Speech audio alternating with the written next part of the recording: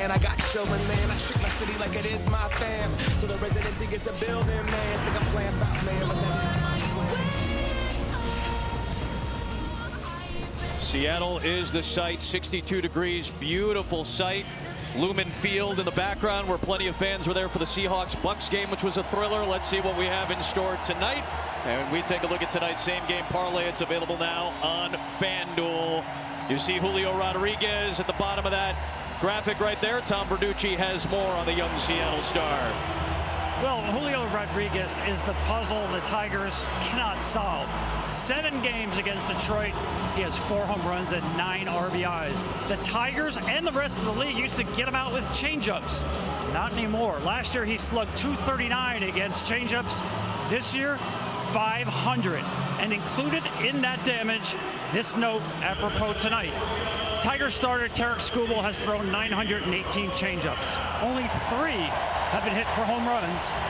One of those by, you guessed it, Julio Rodriguez. Adam? Part of those 2 starts that Skubal had, where the Mariners were able to get the best of him. Tigers will bring out the exact same lineup as we saw yesterday. So this is what we saw in the wild card series as well. Usually A.J. Hinch likes to make a couple of changes here or there, but he's going to keep the same lineup tonight against another right-hander in Luis Castillo. Traded to Seattle at the deadline in 2022. Helped this team break its playoff drought. He was the opening day starter the following 2 seasons after that. He's pretty much been the healthiest Seattle starter this year, and the elder statesman of this rotation gets to go tonight in a big start. Yeah, Wilson said this guy is the rock of their clubhouse. He's the one that propels everything and makes everything go in there. You're going to see a great 4-seam fastball. This is in the top 95% of fastball in the game. This is a great fastball. It gets a lot of deception. Good sinker, a little bit of slider too. He used to throw lots of changeups, not so much anymore. We're going to see a lot of fastball slider tonight. They call him La Piedra. That means the rock. He has that nickname for many reasons.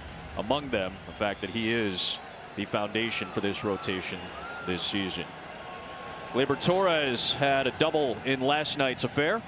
He'll climb in and take ball 1 to start the night tonight at 5:03 local time on a beautiful Sunday night in Seattle. A 1-0 pitch, and Torres went around according to the home plate umpire. Tonight is Jeremy Rehab.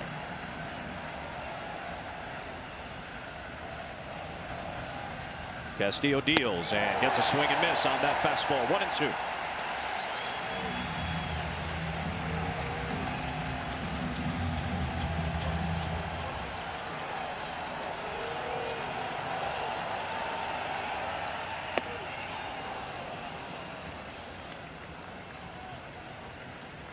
One start with the Cincinnati Reds in 2020 in Atlanta.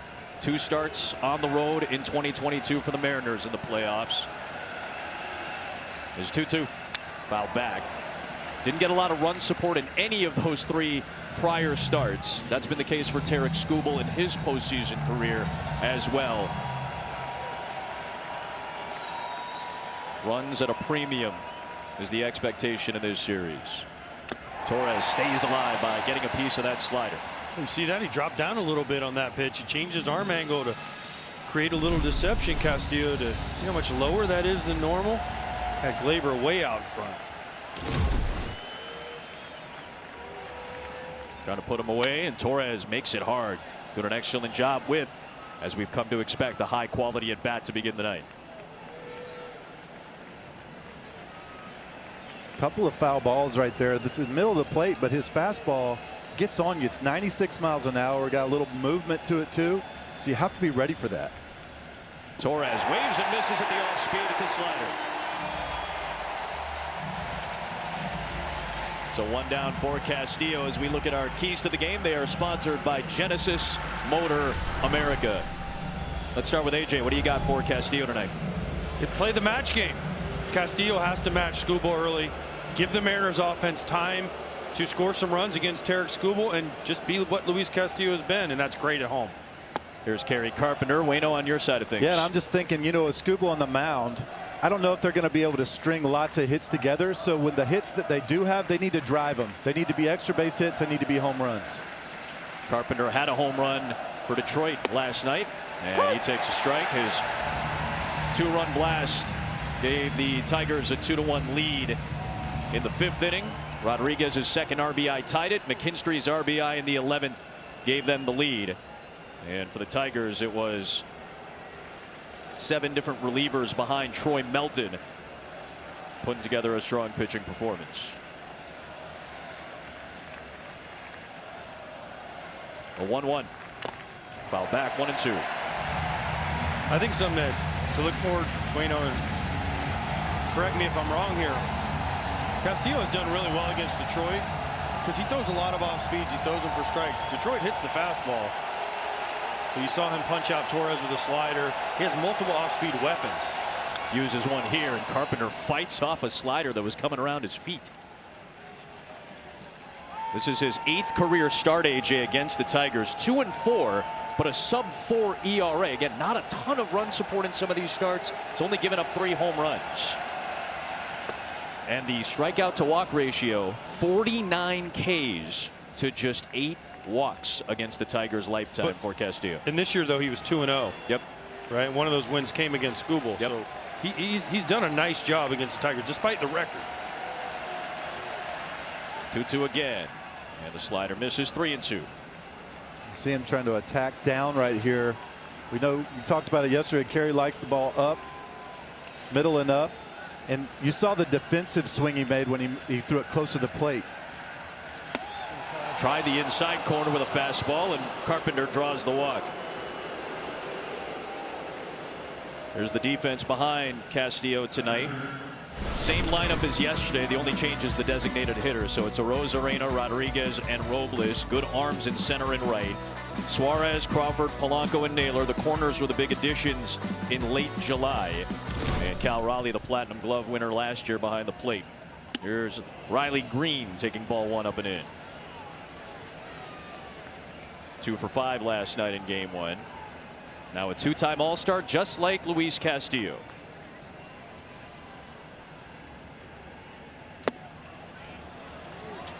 That's 5 straight out of the zone now for Luis. So Green, who is susceptible to the strikeout, is ahead on the count quickly on the right-hander.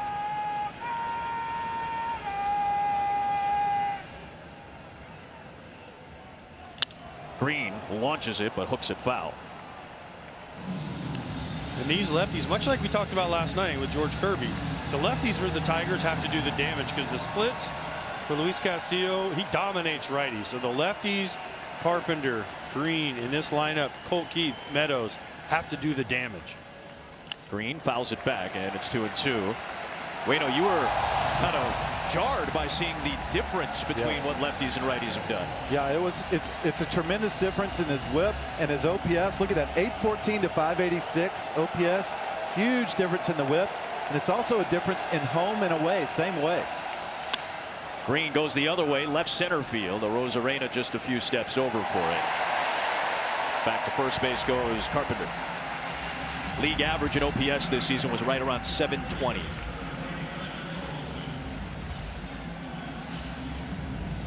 So 2 down for Spencer Torkelson.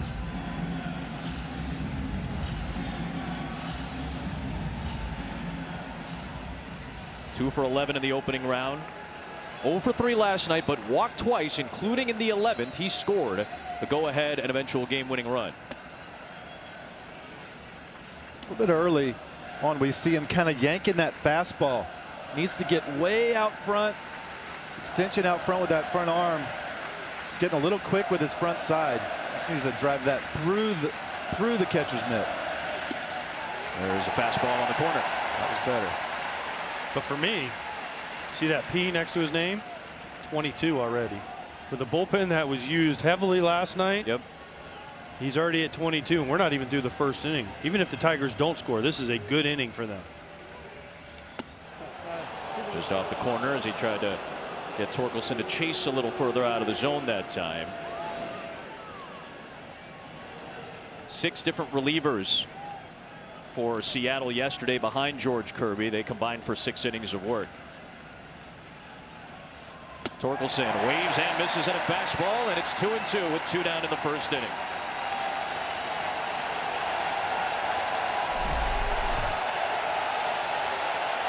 Can see he's late. No reason to go to the off speed here, is there?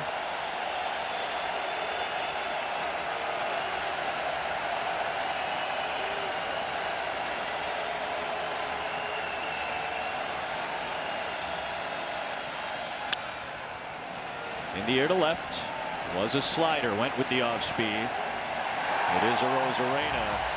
And Torkelson's retired. Castillo looks to the heavens as he leaves a man stranded, and the Mariners are coming up in the bottom of the first.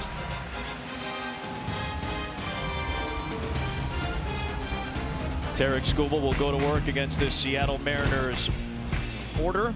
A little bit of a change as they push Polanco and Suarez up. Naylor moves down to the 6. Mitch Garver is now in as the Mariners will face a left-hander in Tarek Skubal. Garver takes over for Canzone in that DH slot. So Tarek Skubal, another fantastic season. Cy Young Award winner last year, the front runner for it this year, won the Triple Crown a year ago too. And taking the ball every start. You see his changeup is actually his most used pitch. You're going to see a lot of changeups and a lot of high-octane fastballs. As he deals to Randy Arozarena and misses outside with a fastball. 0 for 4 in game 1, but did have a walk and scored the run in the 6th inning. That was driven in by Rodriguez to tie the game. Arozarena takes a strike.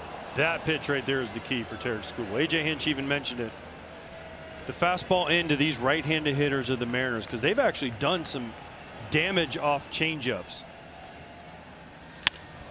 That is banged through the middle. A base hit on a changeup. So Arozarena starts it up for Seattle.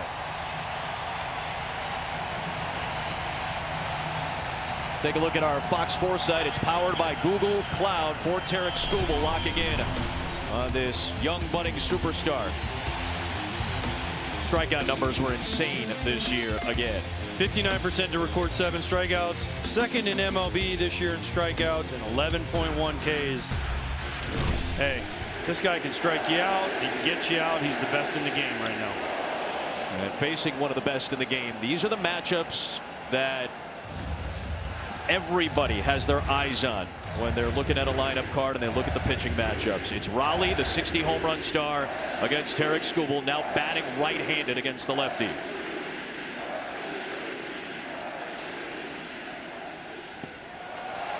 I think they're going to be very aggressive today against Tarek. He walked 33 people this year in 31 starts. It's a remarkable number, especially for a high strikeout guy like that. It's crazy awesome. Career high 195 innings for Skubal at just 33 watts. Raleigh waves and misses at that slider upstairs. See, if I'm a hitter, I'm being ultra aggressive against Skubal. 71% first pitch strikes, the best in baseball. Why are you messing around? You don't want to get to 2 strikes off this guy. All of his pitches can punch you out.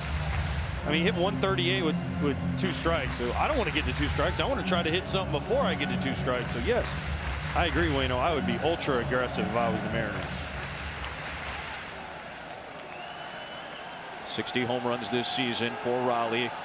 Most by a switch hitter, most by a catcher, most by a Mariner. 1-2. Upstairs, and it's 2-2. It's quite the jump this year, too, for Cal Raleigh, who had solid power. It was prodigious this year.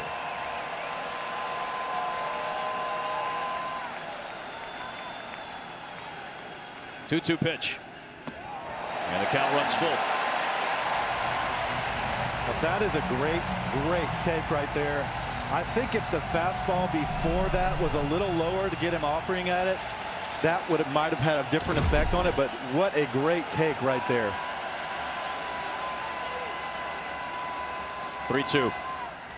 Waved on and missed on the changeup. Opponents hit just 154 on that pitch this year. He had 110 of those strikeouts on that pitch. Just too good. 3-2, he's got 99 in his back pocket, and he is so far out in front of this just because you don't want to get beat by that 99. And Skubal just, and the best part is it's perfectly placed. Yeah. So here's Julio Rodriguez. Takes a strike. Solo home run in the 4th, and then the RBI in the 6th yesterday. You heard Tom Verducci talk about how he has tortured Detroit pitching this year. He has a home run against Rodriguez, against Skubal as well.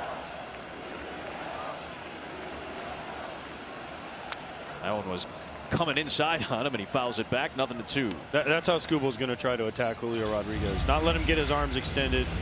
Keep the ball in on him if he can. So far, you've seen 2 pitches, 2 fastballs in. He took one, and he got beat by that one right there. Now it opens up the changeup, opens up the back foot slider, the high fastball.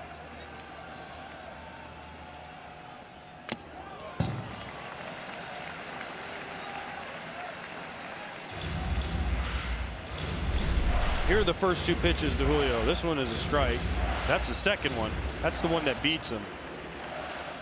And then that one, the last one was a mistake. He tried to go in there again. Luckily, it was 99. Be careful. 0-2. Man, you could see the movement on that pitch. We're very fortunate and lucky to get to do this job sitting in the seats that we sit in, and you can see the nasty movement on that slider from Skubal.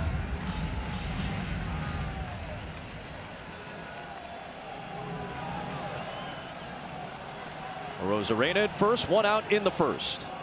0-2. 1-2.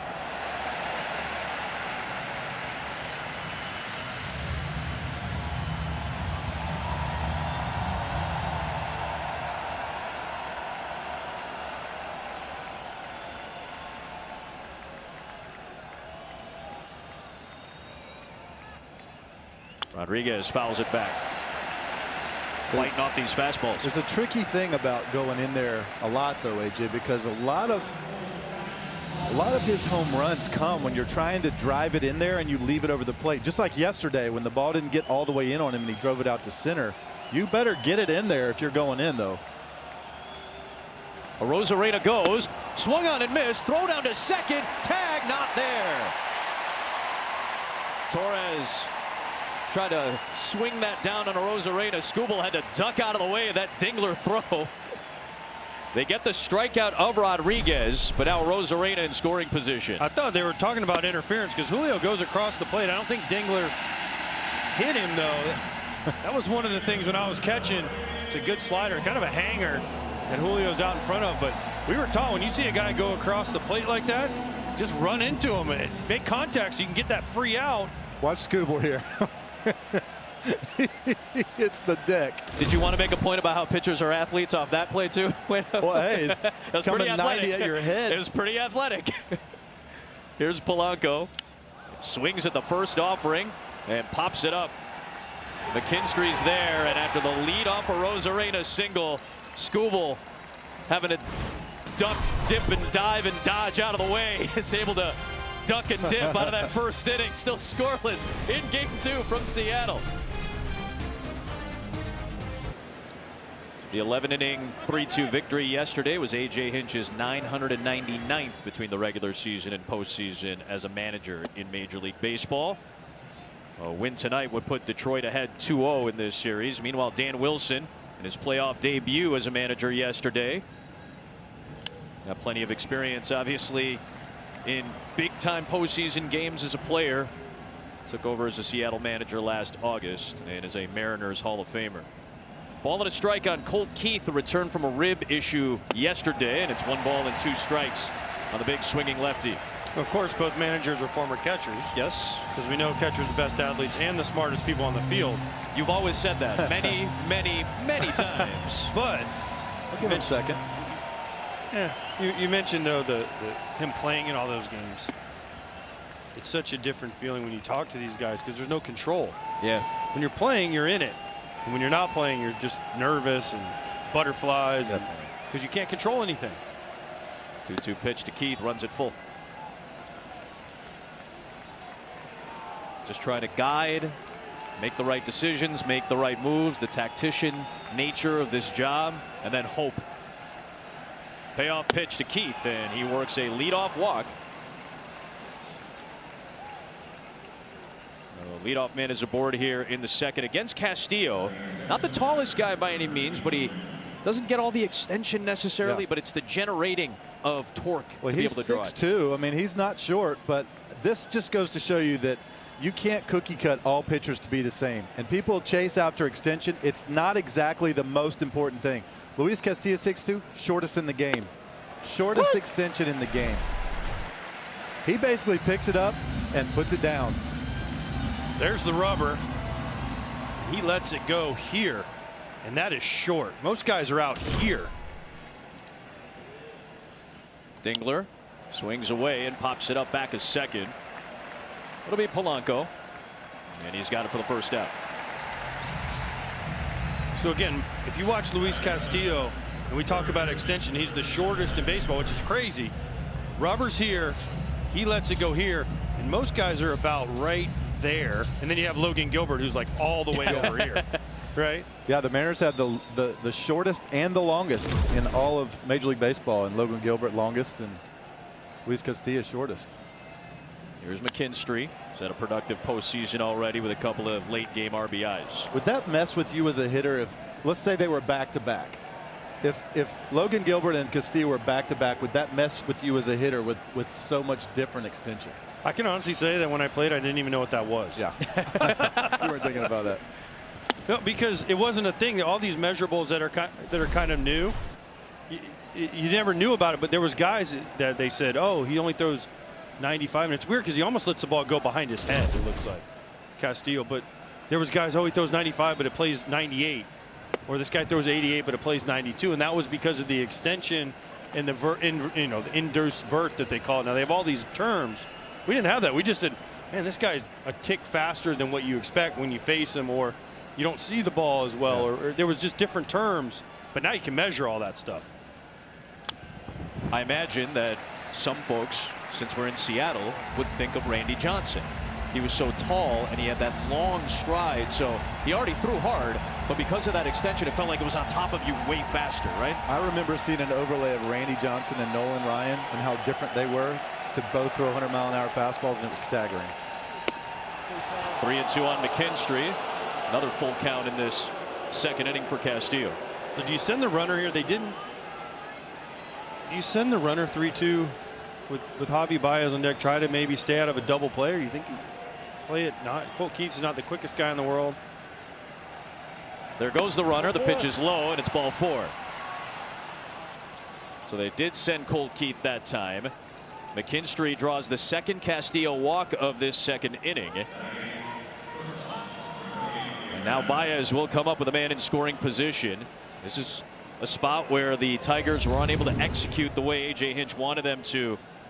They were 2 for 11 yesterday with runners in scoring position. They left 8, but they got the big hit late in the game from McKinstry to drive in the go-ahead run. A little atypical control issues today for Luis, but I talked to him yesterday, and to your point earlier, AJ, his arm slot is definitely a little lower today than it has been. He's chasing a little bit more movement. Bunt shown that time by Baez. He fouls it into the glove of Rowley for a strike.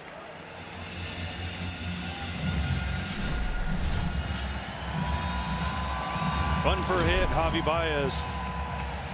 We just showed A.J. Hinch. This again, we talked about it last night. 3 hitters in a row. We need 3 hitters in a row to do stuff.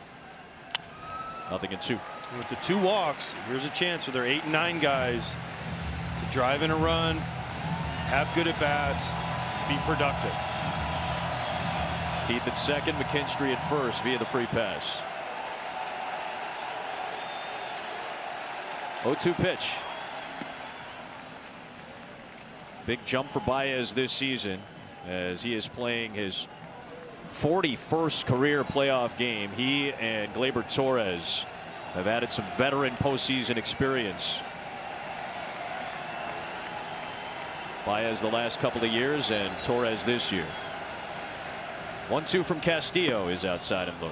Didn't it amaze you when Javi Baez is up, how far Cal Rowley sets up outside to try to get him to chase? Those pitches are so far outside, but in the past, Javi Baez has chased those pitches. He gets a piece of that one. It rolls in front of the plate. It is a fair ball. Raleigh was able to grab it in fair territory. They throw to first to get Baez. Keith and McKinstry advance. And now there are 2 down for the 9-hitter Parker Meadows.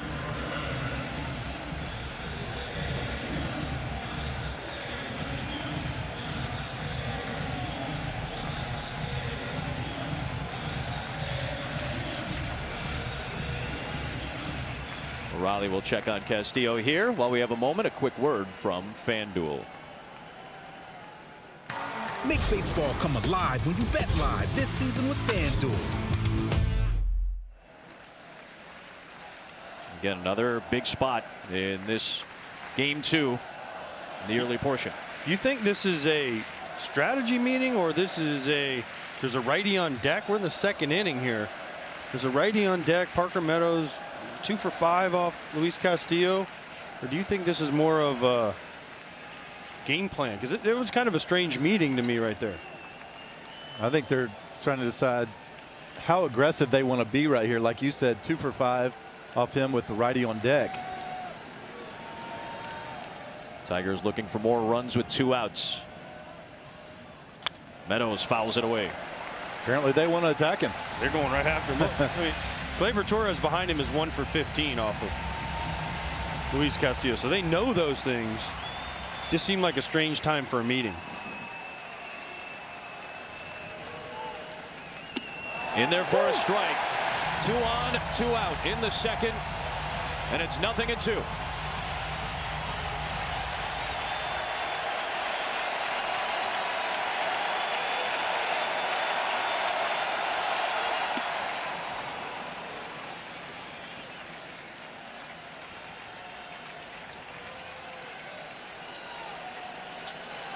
This is going to be the 48th pitch already for Castillo, trying to put it away in the 2nd. Did not go, according to Alan Porter, the crew chief and third base umpire. 2-2. I didn't even think this was close. The crowd thought it was. Maybe a little closer than I thought, but he still didn't swing.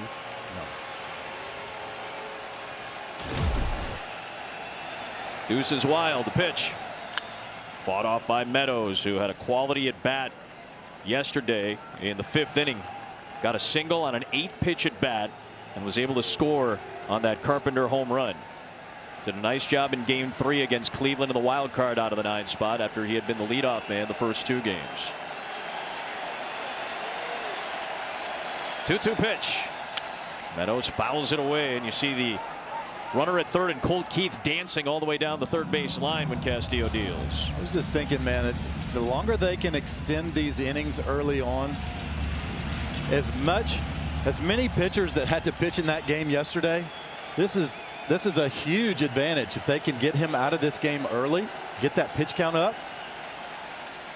Exactly what I said in the 1st inning. Even though they didn't score, 25 pitches. Here he's in his 26th pitch. He's going to be over 50.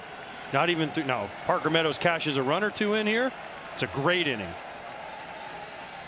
Meadows waves and misses.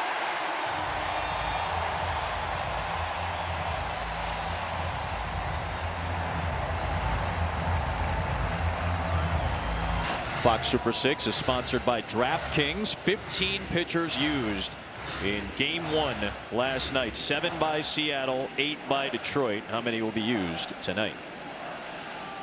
Eugenio Suarez leads it off for Seattle in the home 2nd against Skubal. 0 for 4 with a couple of strikeouts yesterday. Suarez back with the team he was with a few years ago to break the playoff drought. Now returns after traded at the deadline. Ball and a strike on Suarez. Gino Suarez is up there for one thing and one thing only. Try to go deep. Strikeouts don't matter. He's looking for that one pitch, and he is trying to get the good swing off and deposit the ball over the wall. He lines one out towards center, but it's playable for Meadows. 1 away here in the 2nd. That'll bring up Josh Naylor, who moves down to the 6th spot tonight.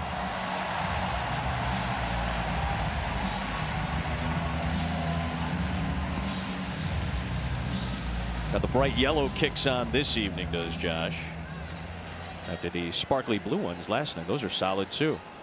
He's got 150 to choose from, so. Options, always important. Swings at the first pitch and bounces it to his counterpart. Torkelson will run it to the bag, and one pitch to get Josh Naylor. Quickly 2 down for Skubal here in the second. Well, how much as a pitcher did you love first pitch outs? Especially if you're a guy like Skubal and the Tigers who are counting on him. We showed all the pitchers that were used last night. Bullpen's a little depleted from last night.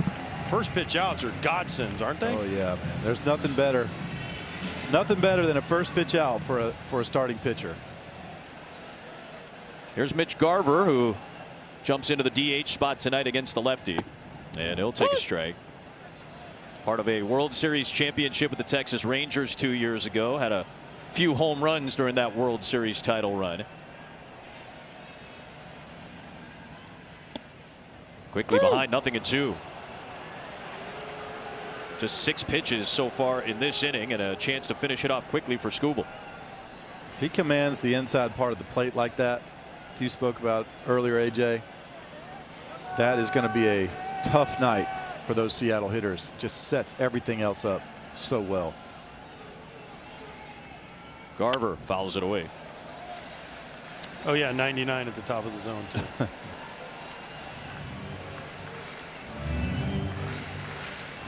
I just don't know how you game plan against Tarik Skubal because he has so many options and he can throw it where it needs to go. There's so many lanes he has to get you out. Or he can just throw 99 right by you for another strikeout, his third in an 8-pitch 1-2-3 frame. Tarik Skubal pitched in college not too far from the Space Needle over at Seattle U. He's in Seattle tonight. So are we. We're scoreless.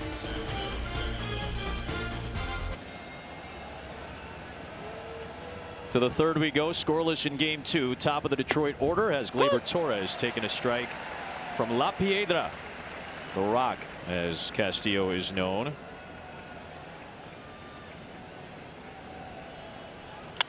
While his mom was pregnant with Luis's dad had gone to cultivate the family's crops. They lived in a rural area of the Dominican Republic, and when he came back, his pregnant wife was on the ground dealing with a bunch of pain and contractions. Swing and a miss from Torres. Gets the out. Just like that, his third strikeout of the day. So they see Luis's mom laying on the ground in pain. So Luis's dad and his grandmother load her into the family truck. And there's this custom in the Dominican Republic. You would place a rock on the mother's forehead to relieve her pain. That was the thought, that the stones would relieve the pain that you were dealing with. So that name always stuck with Luis Castillo. And then when he went to Cincinnati, he was throwing fastballs at like 97, 98 during a bullpen session, and his catcher came up to him and said, "Man, you're like a rock up there, man."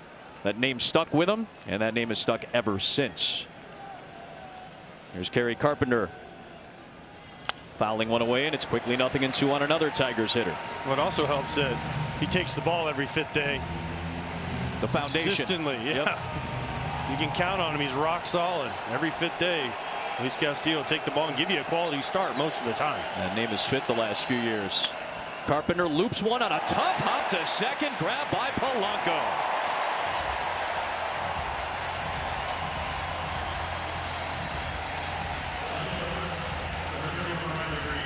Excellent defensive play by the veteran. Closes his eyes. Watch. Oh, no, he didn't.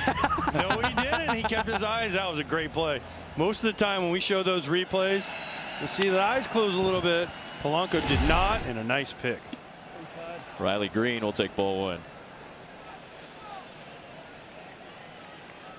Two-time All-Star Riley Green, career high 36 homers this year. 1-1. Castillo leaned into the Rock nickname so much to the point where, you know, that famous photo of Dwayne Johnson from back in the day? He has the turtleneck, the chain, the jeans, the fanny pack, and the watch. He dressed like that for a commercial. Riley Green skies one to center. Rodriguez is there to finish off a 1-2-3 Castillo frame that took just 9 pitches. La Piedra getting it done.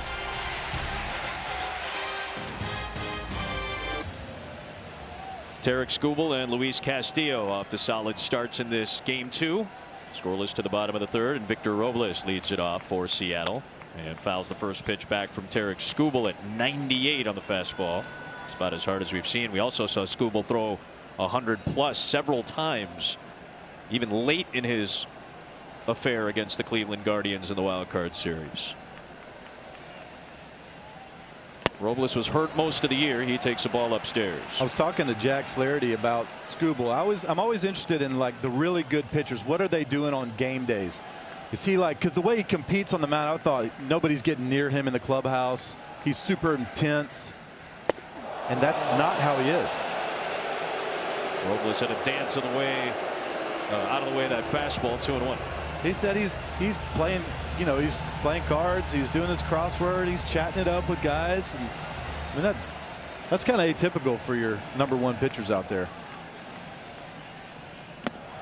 I would say it's a little bit more typical, though, of what we've seen from the Tigers over the course of the postseason. Yeah. They were on the road. They had to muscle through that month of September, and they've been loose. They've been in very high spirits, at least when we've been around them, and that was the case in Cleveland last week, too. The 3-1. Robles fouls it away, and it's full. But to your point, Wayno, when we go in the clubhouses, I'm always nervous to talk to starting pitchers. You always kind of stay away from them. Oh, yeah. And Skubal came in today. I just kind of locked eyes with him, and I was kind of given the, and he just looked at me and smiled and gave me a fist bump, and I said, good luck today, and he said, thank you. Try the corner, and Robles takes a 100-mile-an-hour fastball for ball 4. So the leadoff man is on base for a second time.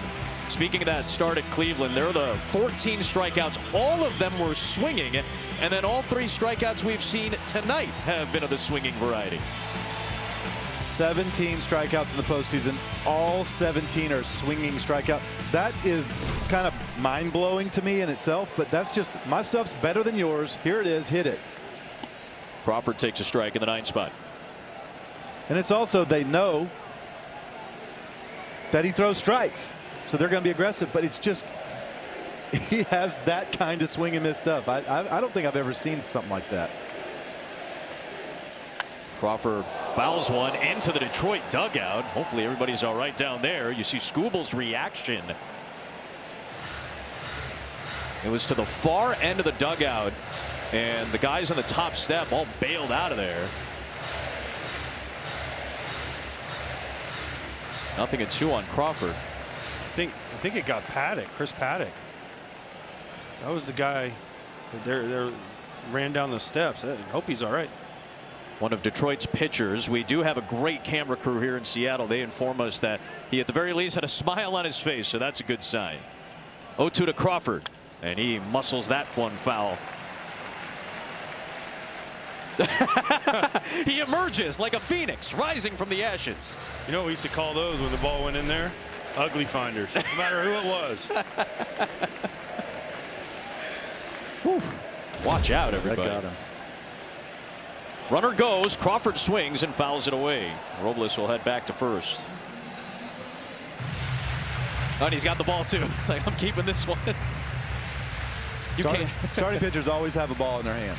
Good point. Well, I mean, we've got one up here too for you. That's right. They always have a ball. They're always working on their grips like that. But that one might have a smudge on it. Runner stays. Crawford swings and misses on the changeup. 18 strikeouts in the playoffs, all swinging from Skubal. That's his 4th of the night tonight, and his 2nd on the change. It's ridiculous, left on left change. You just don't see it as a left-handed hitter very often. That ball starts out, you're thinking 99 out of the hand, and it just, the velocity and the movement get you. Here's a Rosarena. Randy singled to start off the Mariners in the 1st. This is the 2nd time that the Mariners have had the leadoff man on base. So now 2nd time through the order for Tarek Skubal as Robles takes his lead. 2-0. I'm surprised. I think the Mariners have something on Skubal. We saw Rosarena steal second. Robles had a great jump earlier when he tried to go. If I'm the Mariners, I'm pressing the accelerator here if we got some to try to keep the pressure on them and steal bases. Breaking ball, he went around. Rosarena gets rung up on that one by the home plate umpire Jeremy Rehak.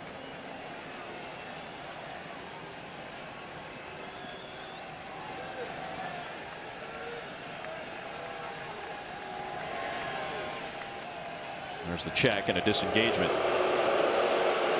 So many times it's the little things. You can see right when he starts his delivery, his right foot has a little bit of a heel. He brings his heel up off the ground, and sometimes those are giveaways, and there's always a coach looking for that kind of stuff. Robles bluffs from first. Rosarena takes a fastball strike.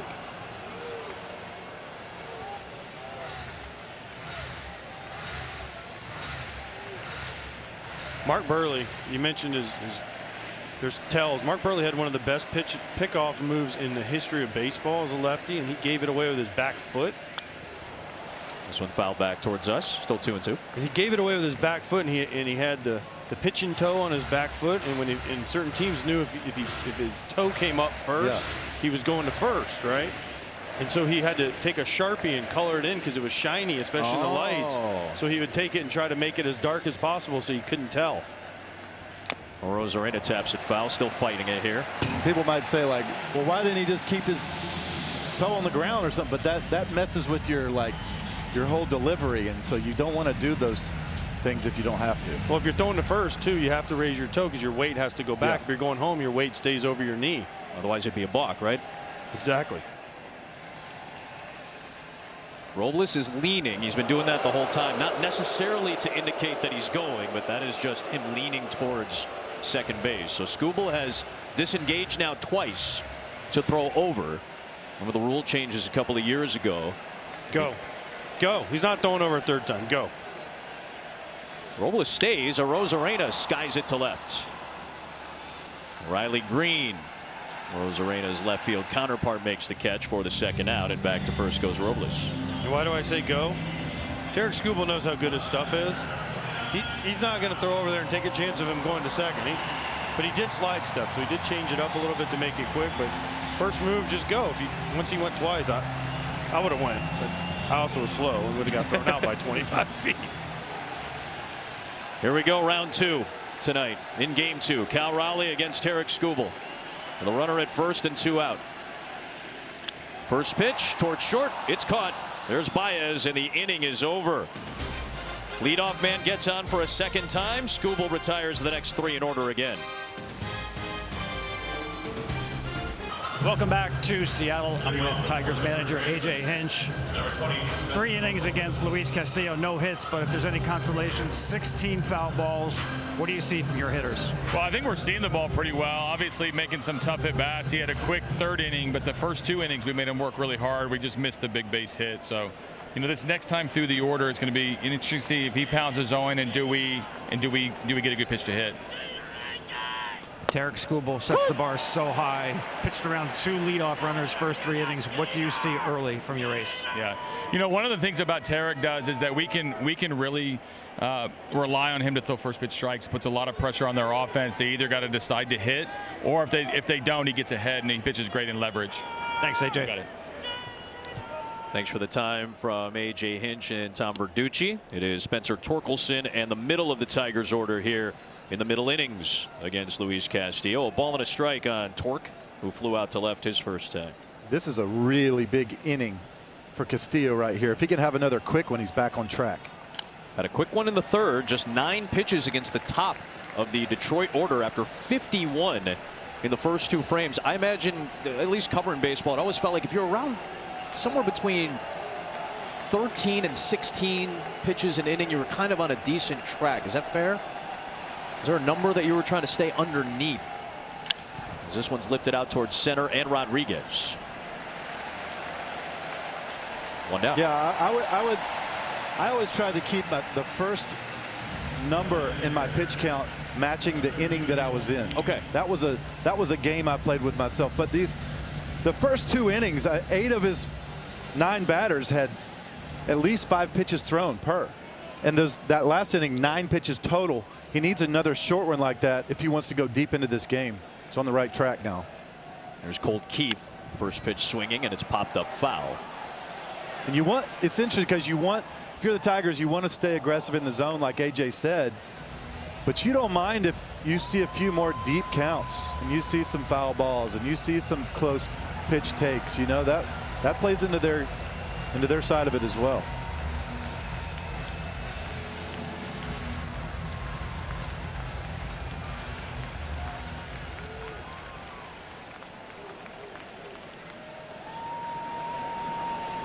Getting change for the umpire here. So while we have a moment, we'll get a quick word from certified financial planner. Yes, I'm a CFP professional. CFP professionals are committed to acting in your best interest. That's why it's gotta be a CFP. Find your CFP professional at letsmakeaplan.org. Castillo to Keith, 0-1. 1-1.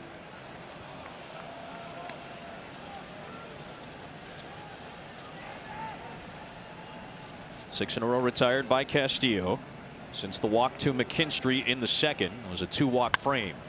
Breaking ball is golfed in the air to right. Robles is over, and he's got it. 3 straight flyouts induced during this 7 in a row retired stretch for Castillo. 2 down.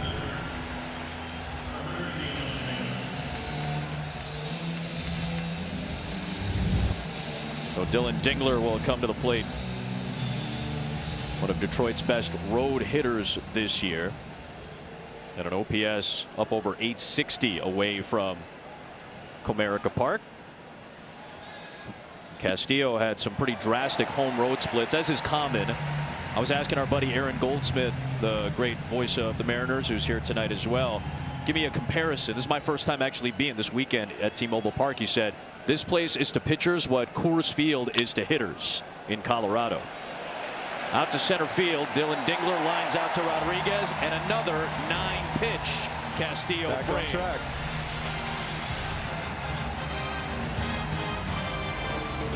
Full Pacific Northwest evening in Seattle. Bottom of the 4th in Game 2 of this American League Division Series. Heart of the Seattle order against Tarek Skubal. Julio Rodriguez leads things off. Oh, no. And takes ball 1 upstairs. He held back on the slider.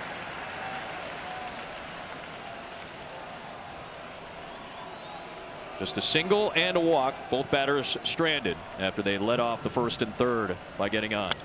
And it's 1-1 on Rodriguez against Skubal.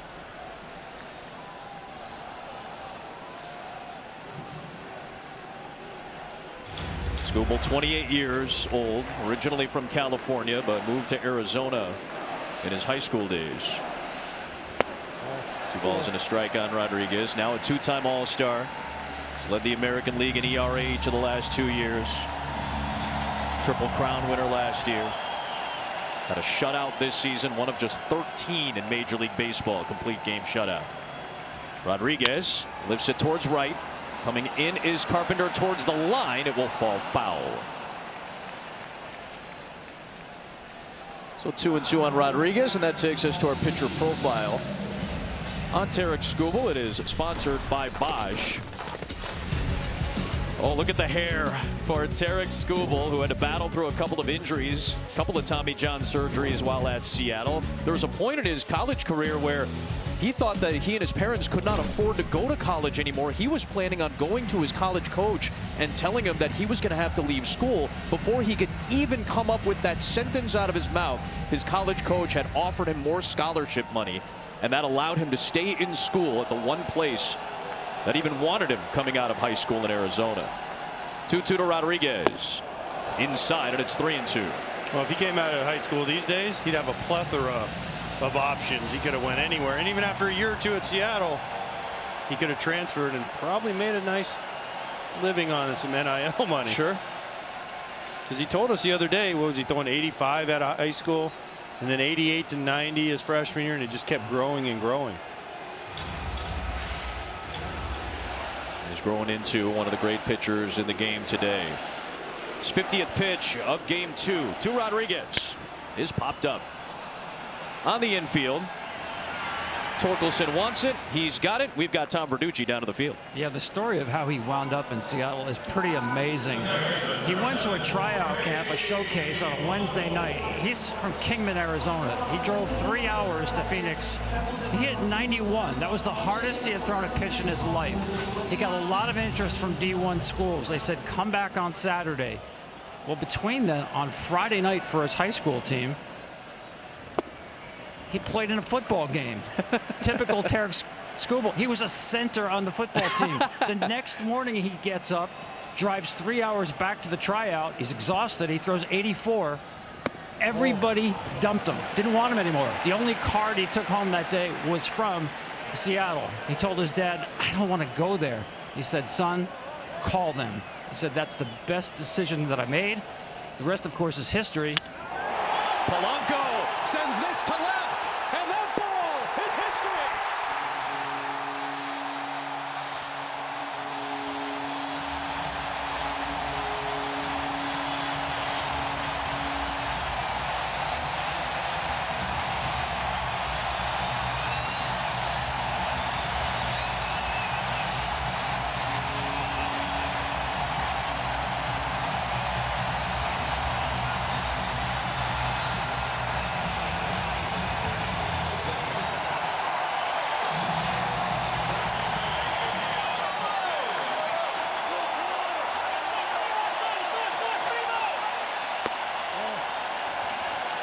Jorge Polanco grabs the trident after his first playoff home run in 6 years. Suarez takes a strike, 1-1. And just like the Mariners did last night with Rodriguez, they start the night of scoring tonight with a solo blast in the fourth. 2-1. Well, the key to that at bat for Jorge Polanco was he was ahead 2-0. So he one thing Skubal does is normally jump ahead of hitters. Fell behind Polanco 2-0. Threw a 2-0 slider, and Polanco did not miss it.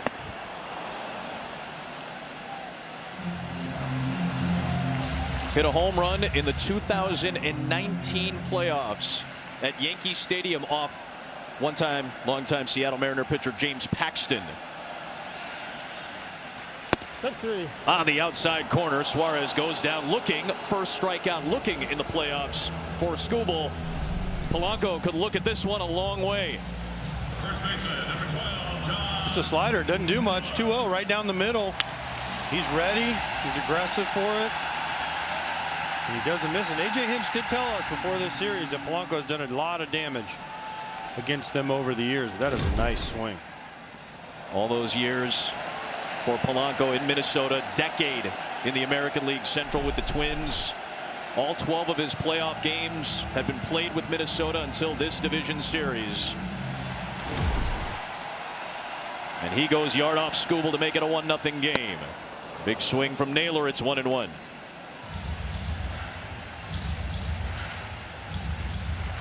Home runs play in the postseason. That was the case last night. 2 home runs in game 1, 1 apiece. Facing all this top line pitching. 1-2 on Naylor. Mariners rely on the home run almost as much as they're second in Major League for home run reliance to score runs. Last night they only hit 1. The key for them is to hit 2. If they hit 2 in a game, their record is they're almost unbeatable. They only hit 1 last night and lost. They're up 1-0 on Tarek Skubal with 1 home run. Only the Yankees have a slightly higher percentage of home run reliance than the Mariners this year. Those are the only 2 teams at 50% or above. Naylor goes chasing on that slider, tailing away. That finishes off the 4th, but some fireworks in the frame, courtesy of the 32-year-old Jorge Polanco. A resurgent season of 26 home runs this season. After Julio homered last night, he hands the baton, or in this case, the trident, to Polanco. 1-0. Postseason, check out the largest selection of authentic jerseys, caps, hoodies, t-shirts, and more. MLBshop.com for your favorite postseason team gear. Polanco, homer in 19, homer in 23 in the postseason, and now does it tonight. His first Mariners playoff home run puts Seattle in front for Luis Castillo, who's been able to get 7 outs over the course of the 19-pitch stretch after a rocky start. McKinstry lines it out to left and making a one-pitch out right there as Arozarena grabs it to start off the 5th. Tigers are just letting Castillo just get right back into this, aren't they, AJ? 9 in a row now retired by Castillo. The only 3 base runners came via the walk in the first 2 frames. He stranded Carpenter, McKinstry, and Keith thus far. Baez waves and misses out of that little 2-seam sinker. Ball and a strike. You see the great movement on his sinker. It's got 4 more inches of movement side to side and down. And then there's the slider to back it up.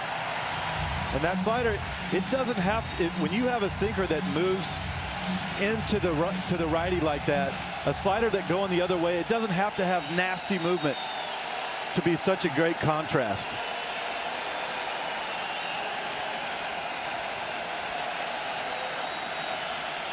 One, 2. Baez did not chase that time. But that's exactly where he wanted to throw that right there. It starts right on the corner. If Javi's being super aggressive like we know he can, he's going after that. AJ, to your point, you were saying that Baez has been a little bit more judicious this year. That's why your average jumps basically 70+ points from one year to the next. He only struck out 1 time in 11 at-bats in the wild card series. And he watches that one off the plate. Impressive takes that time from Baez. And he draws the 4th Castillo walk of the night. That look is surprised. He can't even believe he walked Javi Baez. But I mean, to your guys' point, I mean, I watched this guy in Chicago for all those years. He was with New York for a little while. He would always chase those pitches. He was so aggressive. He's moved closer to the plate this season, and that has certainly helped him cover the plate and maybe see some of those pitches a little better this year. Well, and he also has the ability to do it. He's done it. Javi Baez has been less aggressive at times. Remember he had the one great year, 2018, when he got traded because he cut down on the strikeouts, cut down on the wild swing. He can do it, but he also feels like it takes away some of his aggressiveness, which is a Javi Baez thing. He was the MVP runner-up that season to Christian Yelich in 2018.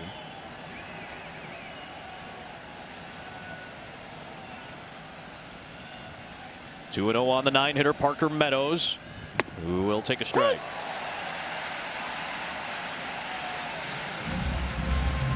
Well, Castillo's about to throw his 80th pitch of this ball game. Seattle's bullpen sees the solid left-hander Gabe Spire loosening up, maybe a little earlier than you expected. On the ground towards second, Polanco flips, Crawford throws, not in time.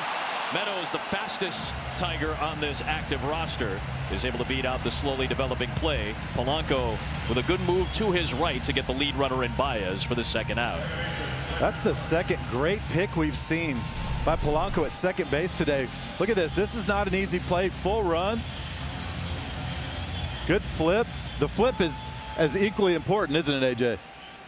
It is. It gave him a chance to try and turn it. They're not going to turn it on Meadows. He's too fast, too slow developing, but that was a really nice play by Polanco.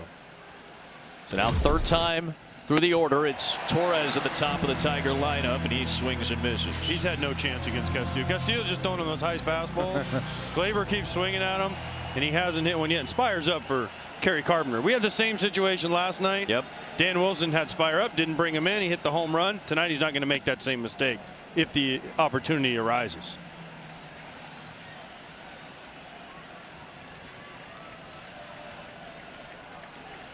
We asked Dan Wilson again, who was making his playoff debut as a manager in this series, what have you picked up just in time over your course of a playing career and as a coach and then as a manager from other playoff series that you've watched or you've got advice? And he goes, I understand that you have to be willing to be aggressive, and that's not always Dan Wilson's nature to be as aggressive as you might have to be sometimes in the playoffs. Runner goes, and it's fouled away by Torres, 1-2.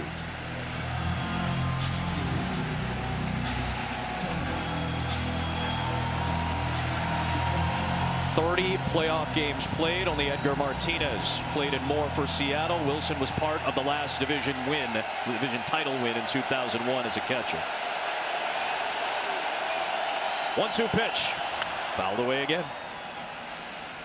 Glaber's trying, isn't he? He's just trying to get to that high fastball. They keep throwing it up there, and he keeps swinging at it.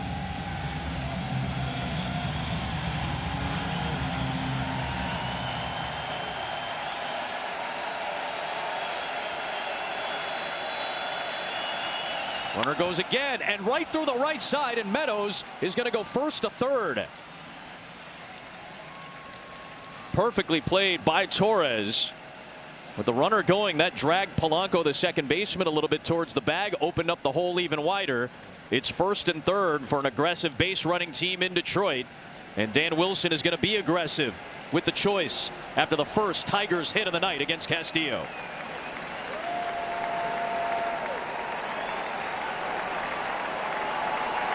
Our call to the bullpen is sponsored by AT&T, and the first reliever in back of Luis Castillo will come in for a big situation. Left-hander Gabe Spire, who's one of the elite lefties this season, is going to face the left-handed power hitter Kerry Carpenter, who went to his manager A.J. Hinch earlier this year and said, I want to hit against lefties.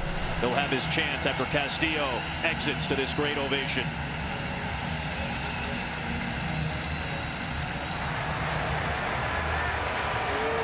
First time that Castillo got to pitch in front of a home crowd in the playoffs in his career.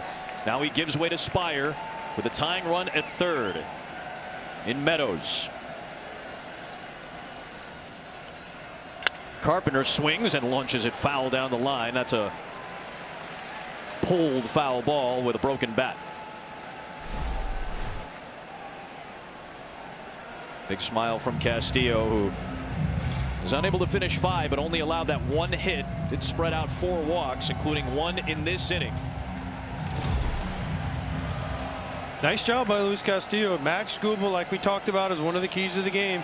He's one-upped them right now so far, having given up a 0 spot in the runs column. But Dan Wilson learned from last night. He's not going to let Kerry Carpenter in the same inning in almost the same situation face the starter for the 3rd time. Brings in the lefty.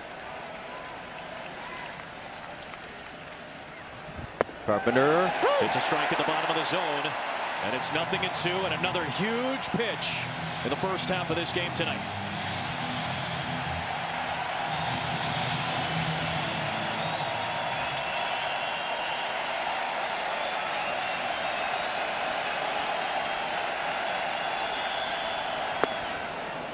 One and two. AJ, if Torres doesn't get the hit through the hole right there, do you think he lets him face Kerry with just a runner on first? No, I do not. I think no matter what happened right there, that was his last hitter. Yeah, I tend to agree. Dan Wilson wasn't going to have to answer the question again why he didn't bring in the lefty to face Kerry Carpenter and Riley Green. Green on deck as well. And after Torkelson, another lefty potentially for Spire to face. And Spire went an inning and a third last night, but he only threw, I think, 13 pitches. 12 or 13 pitches last night. 13. Yeah, to get through 4 outs. So, yes, he got 4 outs, but it was very efficient. Pitched the scoreless 7th yesterday. The 1-2. Got him!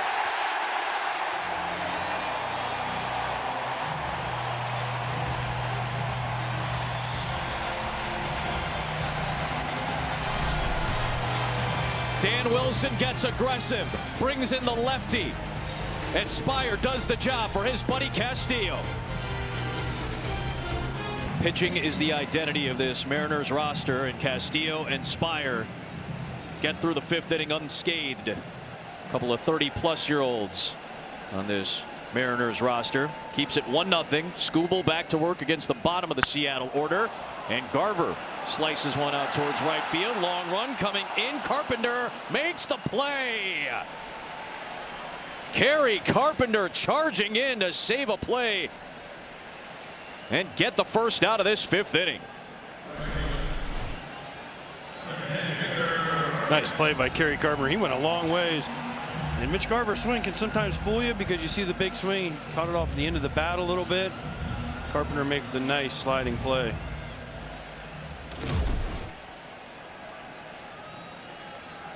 Carpenter struck out against Spire to end that last inning, makes a nice defensive play to start the home half of the fifth. And now Victor Robles takes a strike from Skubal. So that's now 4 first pitch outs against Skubal tonight. Inside. Loose inside and high, 1-1.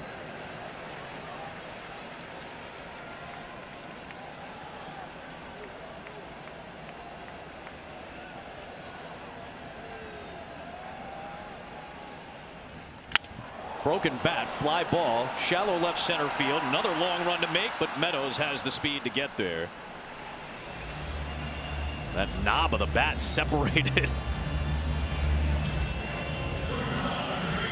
Tarek's done a good job since the home run of just getting back to doing what he does. He didn't let it affect him. He's still making pitches. That was a great changeup right there after 2 great fastballs in. You could tell he drove the first fastball in perfectly, missed with the second. But you can still have those great effect pitches up and in like that, set up that changeup away perfectly. Crawford takes a fastball strike. There's an 0-1. Bunt, trying to get aboard with a hit. Oh, trying to flip it was the second baseman, Torres. He had no other shot because Crawford laid down a great bunt to the right side and has plenty of speed to bust it down the line, and he's aboard.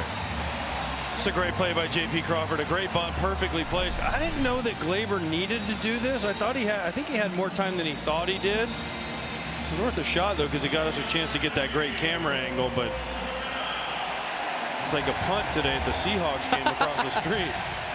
And there weren't that many of them today with the high scoring affair over there.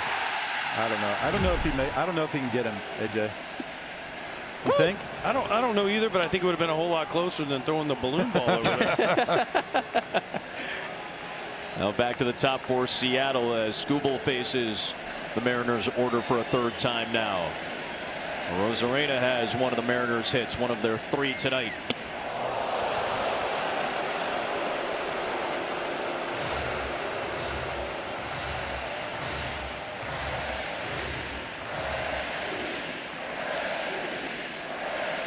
Polanco's home run the difference. 1-1. Pulled foul, 1-2. A chance to get out of this inning with nothing doing for Skubal. I love the way that they're pressing the issues though. You know, they had the runner in motion earlier. They dropped the bunt. They're playing small ball. They're trying to do everything they can to manufacture 1 or 2 runs. That's what you have to do against great pitchers. Great pitching in a pitcher-friendly ballpark. In fact, going back to 2001, Sarah Langs had a great note. 7 consecutive games, playoff games, in this ballpark going back 24 years that have featured 6 or fewer runs, including last night. Rosarena goes down on the changeup. After a 2-out bunt single, Skubal finishes the inning to the 6th, 1-0 Seattle.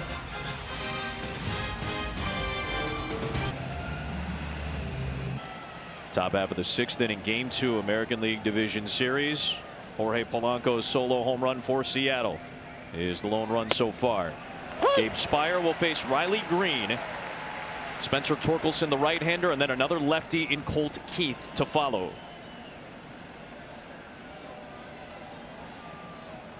Struck out Kerry Carpenter did Spire to close out the 5th inning. And he's quickly ahead of Green, 0-2. It'll be interesting how long Dan Wilson stays with Gabe Spire. You have Riley Green here, lefty. Then you have Torkelson, righty. Then Keith, and another righty. I think he would at least stay in through Keith, and then they'd have to figure it out from there.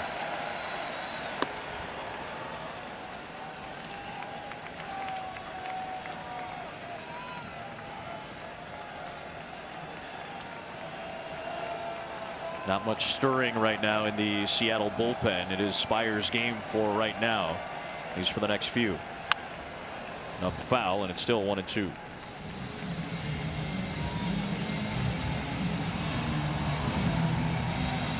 See Bizzardo just kind of standing around and chatting.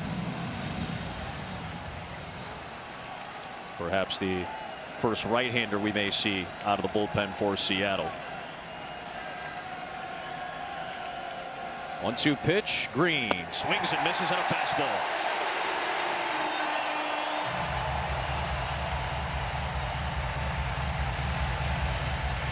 One away in the sixth. You can play the Fox Super 6 MLB Playoffs Challenge. Download the Fox Sports app right now and enter for free for a shot to win your share of $10,000 in cash prizes. See the Fox Sports app for details. One away for Torkelson, who has flown out twice tonight against Castillo, now facing the lefty. Ball one. The lineup construction for Detroit makes Dan Wilson's options very interesting because it's right, left, right, left, right, left, and then the whole way through. So it is tough. You have to make these decisions, except for Carpenter and Riley Green. Those are the two lefties back to back. AJ Hinch doesn't mind that because they're their two best hitters really on this team. So, but the rest of the lineup, right, left, that's why you see Dan Wilson looking at his lineup card, figuring out where am I going to go next.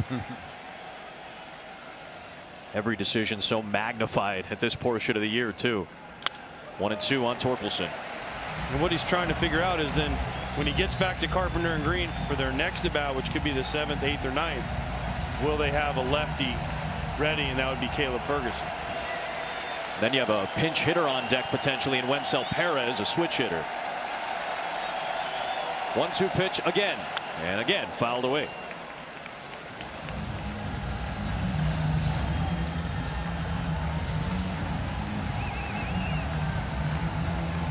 There is Perez, who can hit from either side. Jahmai Jones and Perez both ended up pinch hitting in that DH spot in game 1 for Colt Keith.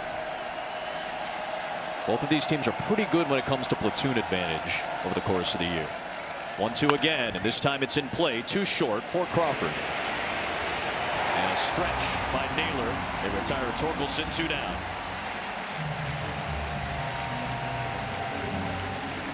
And indeed, it will be Perez coming up as the pinch hitter for Detroit.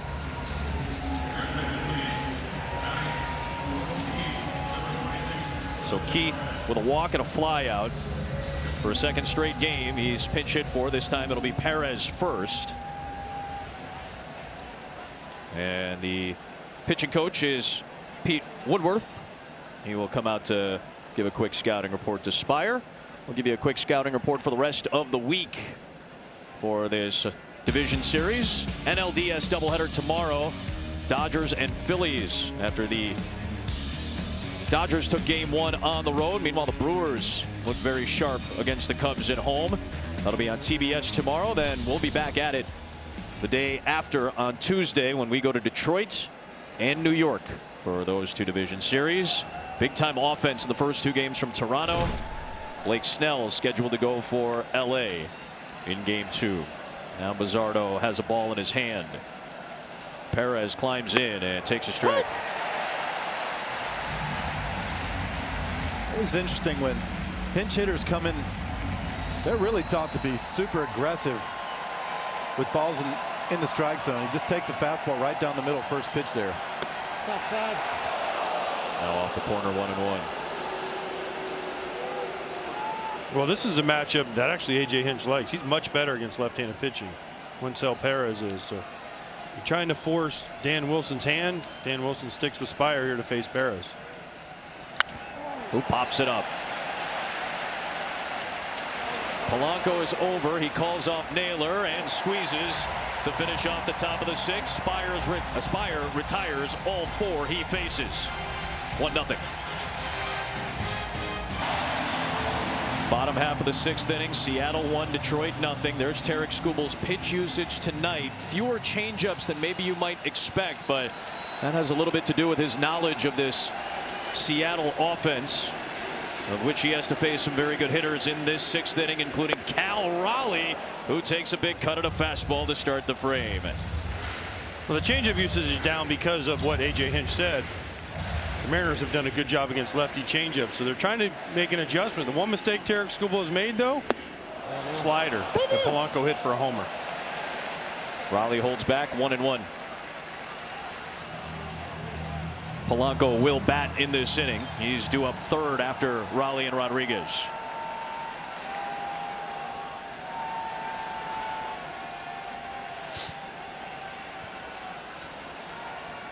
A strikeout and a lineout tonight for Cal Raleigh.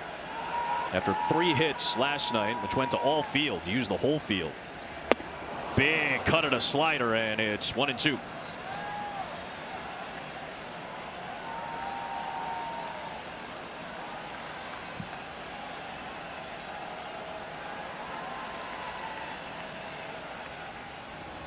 And a swing and a miss on a fastball. 8th strikeout of the night. And there's one away here in the 6th inning of this Game 2 of the American League Division Series. Adam Amin, Adam Wainwright, A.J. Przinsky, the World Series champions, Tom Verducci, and our great crew. Guys, your thoughts so far from what we've seen? 1-0 game. This is what we expected throughout the series. Runs at a premium. One mistake. That's it. That's the difference in the game. The one mistake. Luis Castillo matched Skubal so far. Rodriguez lines out to first to Torkelson. 2 down. And we said that if the Mariners are going to score runs today, they're going to have to make they knew they weren't going to get tons of hits. They had to make their hits count.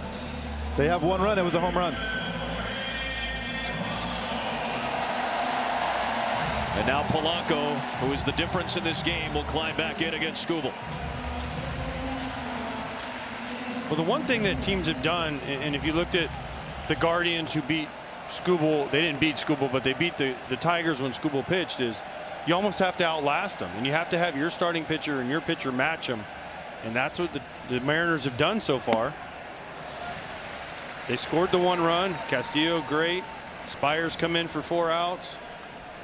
You just have to do that and hope he gets out of the game, and you have the lead, and your bullpen can hold that lead.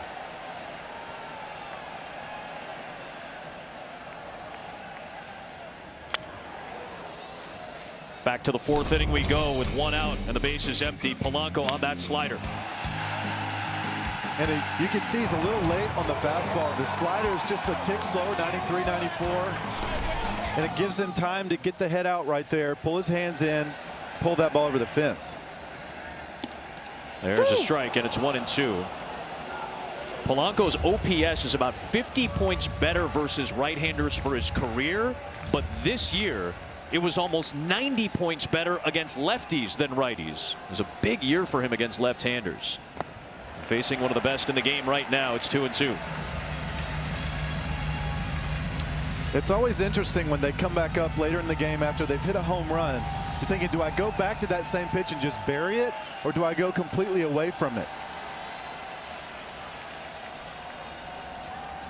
2-2, and he doubled up on the changeup that time, and Polanco laid off. It's 3-2. All the pitches he's swung at so far up in the zone. He's taken the balls low. So if you want to exploit that, you raise the fastball a little bit higher. Payoff pitch to Polanco. Fastball drilled deep left field. Jorge Polanco has done it again.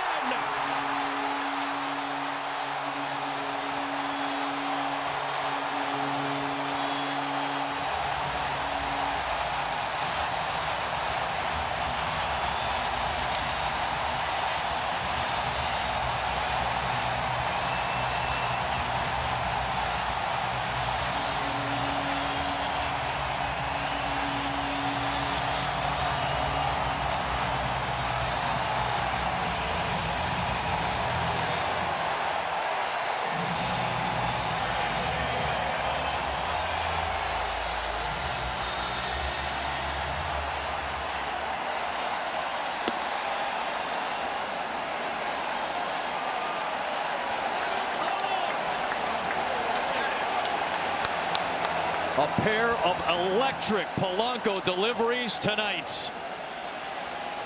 He's gotten Skubal twice now. Right down the middle, 3-2 count. Skubal tried to go in on him. Does not get it in there like you talked about earlier, Waino, and it is 2-0 Jorge Polanco. He was re-signed by Jerry Dipoto on a 1-year, $7 million deal despite the left knee surgery after the year last year. And man, is this veteran re-sign paying dividends tonight in Game 2, a 2-0 lead for Seattle. Playoff Randy, how about playoff Polanco?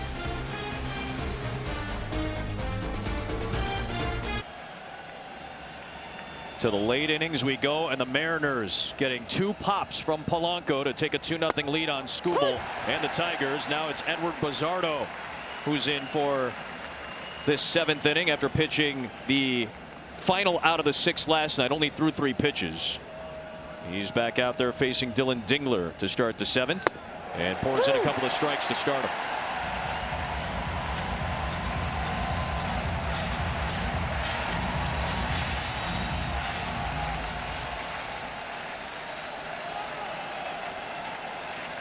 Dingler muscles one coming in on his hands to Naylor. Bizzardo has to go over to cover the bag, and they get the first out of the inning.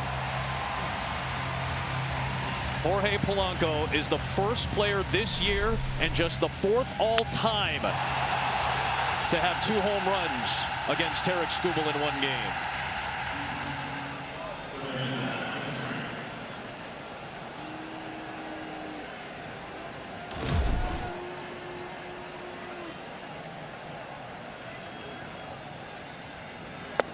The last guy to do it was Paul Goldschmidt in 2021.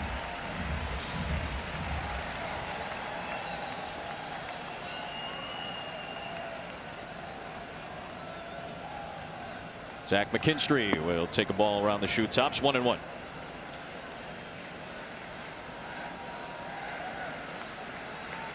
Wayno, you and AJ both kind of said similar things about how this game is played out. And I thought they were apt sentences. If you had said that Luis Castillo only went 4 2/3 and Skubal had only given up 2 runs on a handful of hits, you might think this game was flipped the other way. Yeah, same way yesterday when Julio and the big dumper had 6 hits combined. You would have thought with a couple RBIs and extra base hit, you would have thought that they had won that game for sure going into it, but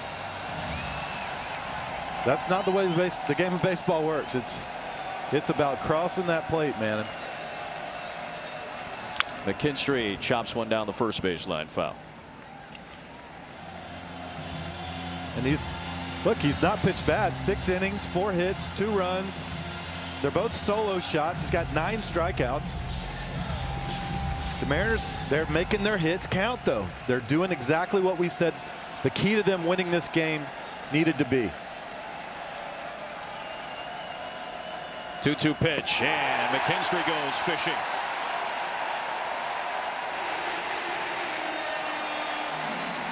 So far, so good from the Seattle bullpen. 6 up and 6 down behind Castillo. Nasty, nasty slider here from Bizzardo. Bottom just falls out of it. Cal Raleigh, of course, just blocks it so casually with the easy out. And that guy loves it. Now it's Javi Baez to face Bizzardo. He went after a slider down near the dirt.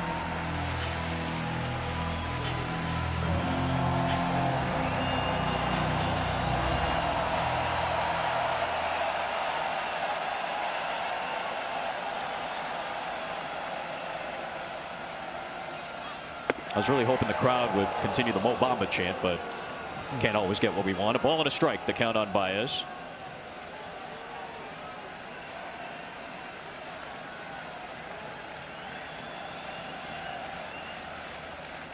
Baez takes outside.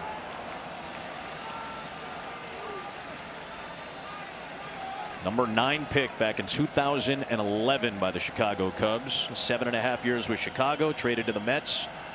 And with the Tigers for the last 4 years.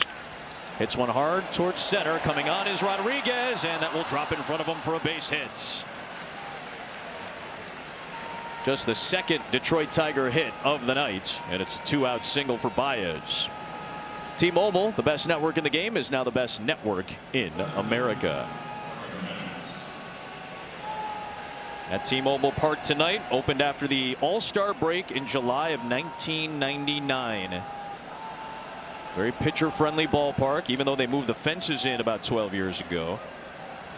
Still an open-air stadium. The roof is more like an umbrella when it's retracted and closed.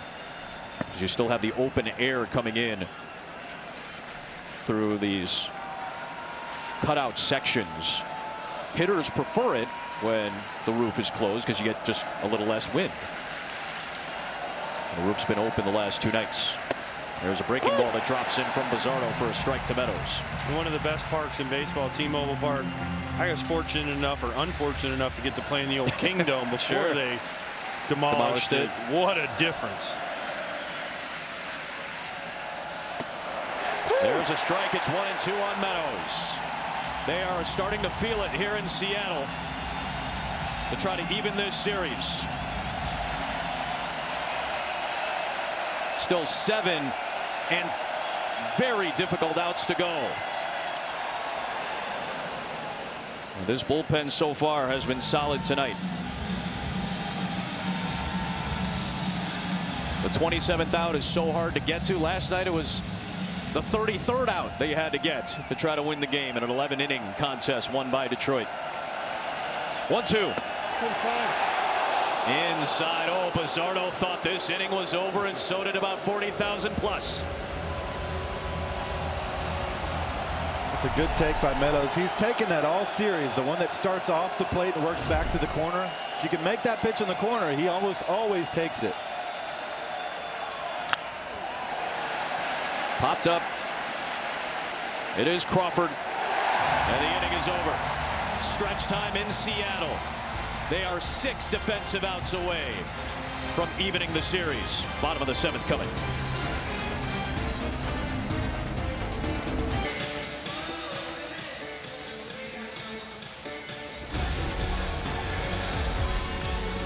Game 2 of this American League Division Series, situated on the Isthmus of Seattle. The Emerald City is the site for what has been a well-pitched ball game so far. The Mariners have mustered 4 hits. The Tigers just 2, but the 2 from Polanco have been solo blasts, both off Tarek Skubal, who's gone 6 innings, struck out 9. Castillo did not finish the 5th, but the bullpen's been good so far. And the 2 Polanco blasts have been the difference in this game. After a 3-2 Detroit victory in the opener in 11 innings last night, a 2-0 Seattle lead to the bottom of the 7th tonight.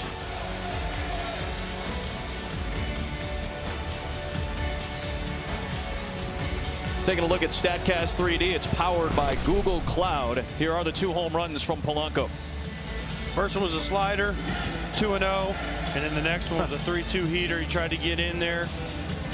Both hit really nicely, and both were no doubters off the bat. Did you see the overlay too? The exact same spot. Down to Tom Verducci. What did you see on those 2 home run shots, Tom? Well, the home runs are impressive. What came before them equally as impressive to me. Watch the changeup that Tarek Skubal throws. Taking those changeups are on the plate and down, gets to a pitch in the zone. Same thing 6th inning. This was actually the 2nd of 2 changeups that he took below the zone to get a pitch in the zone. The changeup of Tarek Skubal is not just his best pitch. As Josh Naylor bangs one to first to Torkelson, Skubal covers for the first out, Tom. It is the best pitch in baseball according to run value. I can't say they've taken it away from him, but entering this inning, he has thrown a season-low percentages of changeups. And to me, it's been about not chasing the changeup down out of the zone. Wayno, you pointed it out, right? In that Polanco at bat, he doubled up on the changeup, and Polanco was able to lay out both times. Yeah, and both of those home runs were in the exact same location, and all the pitches that he swung at today were up in the zone. And I think had he got that fastball to where he wanted to at the very top and in, I think you have a different result. But where he pulls his bat in or his hands in right there, that's his zone. And AJ, to your point, what AJ Hinch talked about, this is not surprising to the Tigers because of their knowledge of what Seattle is good at. Exactly. They've hit the changeup and the changeup of Skubal. But the key here is their pitching. Hard hit ball by Garver, and that's through for the 5th Seattle hit against Skubal tonight. It's a 1-out single in the 7th. The Tigers have 2 hits.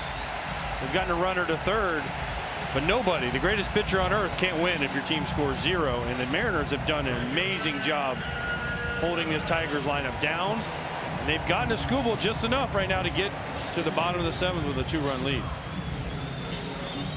Pinch runner is in the game for Seattle. It's Luke Raley, who was in the game last night as a pinch hitter for Seattle. He pinch hit for Victor Robles last night and went 0 for 2. He's going to come in and pinch run here for Garver. They'll slot him as the new DH. And now Robles in the 8th spot hitting will come to the plate against Skubal. A walk and a fly out to his name tonight. Slightly in at third, McKinstry expecting a bunt. Robles puts it down, but it's foul. I like that play. I like it a lot. What are you thinking about there? You're trying to put some pressure on him. Get somebody in a scoring position, take a shot, maybe push it past the pitcher over there. You can tell he's trying to bunt for a hit there. He's not sacrificed with 1 out. But people don't realize the pressure that gets on pitchers when there's somebody in scoring position, how that changes your mindset at times. Oof, there's that nasty slider, all that movement, and Robles has to dance out of the way and ends up on the first base side of the field. I love fans are booing right there. Yeah. I mean, it's a slider, but it's still 94. No, but I just love that the fans are booing like Tarik Skubal's trying to hit him right there.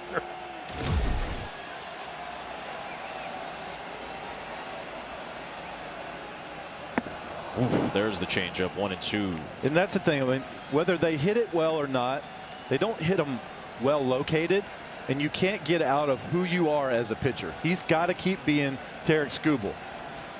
He can't stop throwing that pitch at all. I mean, he's got to use it. It's his best pitch. It sets up so nicely with his fastball. Popped up, a little jam shot towards first, and Torkelson's got it for the second out. It's tough to hit 88, paint down and away, change up, and then 98 on your hands. That's tough sledding. Hey, give the Mariners credit. The entire season, this is the 3rd time they faced Tarik Skubal. They beat him the first 2 times, and they're in line right here to beat him for a 3rd time. Here's J.P. Crawford, who's got a bunt single tonight. One of the 5 Seattle hits, one of the 7 hits overall in this game. Nobody has played more games at shortstop in a Seattle uniform than J.P. Crawford. Past our colleague Alex Rodriguez for that mark. Back up the middle, the shortstop Baez to his left. Nice sliding play to get J.P. Crawford, and that retires the side. Skubal has finished 7. Baez is smiling. We're going to the 8th. It's 2-0. Let's take a look at Fox Foresight, powered by Google Cloud, as the Detroit Tigers just a 1 out of 5 chance to score 2 runs the rest of this game. They did have 5 comeback wins when trailing after 7. Both of these teams were in a ton of close games, and both for the most part were very good in those close games. It's up to the bullpens seemingly for both teams now, as Skubal finished 7, and now Seattle goes to its 3rd reliever of the night, Matt Brash, who pitched against the middle of the Tigers order in the 8th inning yesterday. He's got to face 3 batters, including 2 lefties due up in this inning with the top of the Tiger order. It's Torres and then the lefties Carpenter and Green. Well, he's in because of his slider and also the ERA, but his slider is one of the best pitches going. And I think that Dan Wilson doesn't care. Righty, lefty.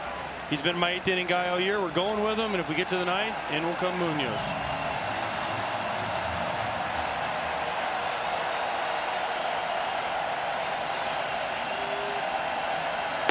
Two and 2. Torres has one of the 2 Tigers hits tonight. There's a 2-out single in the 5th, the last man that Luis Castillo faced. Only other hit came in the 7th against Bizzardo. Tarik Skubal getting all the handshakes. You expect him at 97 pitches to be done for the night. Certainly seems like he is. Yeah, I think he did a great job. 7 innings, 5 hits, 1 walk, 9 strikeouts, 2 solo shots. I mean, that's what ace pitchers do right there. He's given his team a great chance to win this game. That's really all you can ask for. Now it's up to the Tigers offense to try to bounce back, and it's up to the Seattle bullpen, a taxed bullpen at that, to finish it off.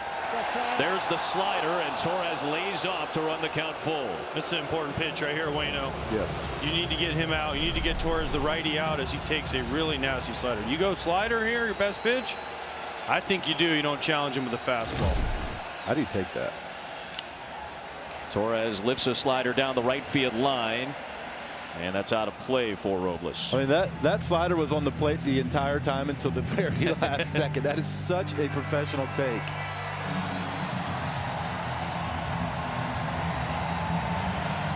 Well, Gleyber Torres just happy he's not getting high fastballs because that's been his kryptonite so far. So he's thinking, I can handle sliders right now.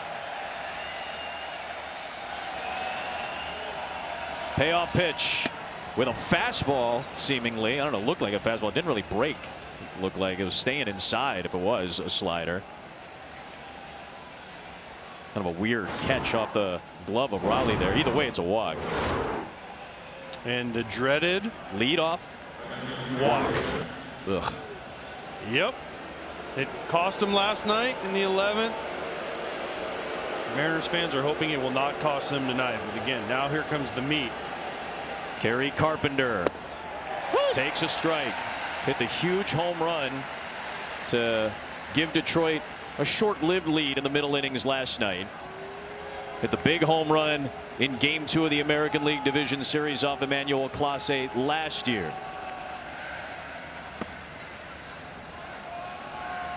I want to go back to that 2-2 take again, because that was the reason that he overthought and tried to overspin that 3-2 pitch, because he took that one that was just off the plate and he knew he had to come in the zone. Not an easy one to lay off of. Ooh, there's that slider, swing and a miss.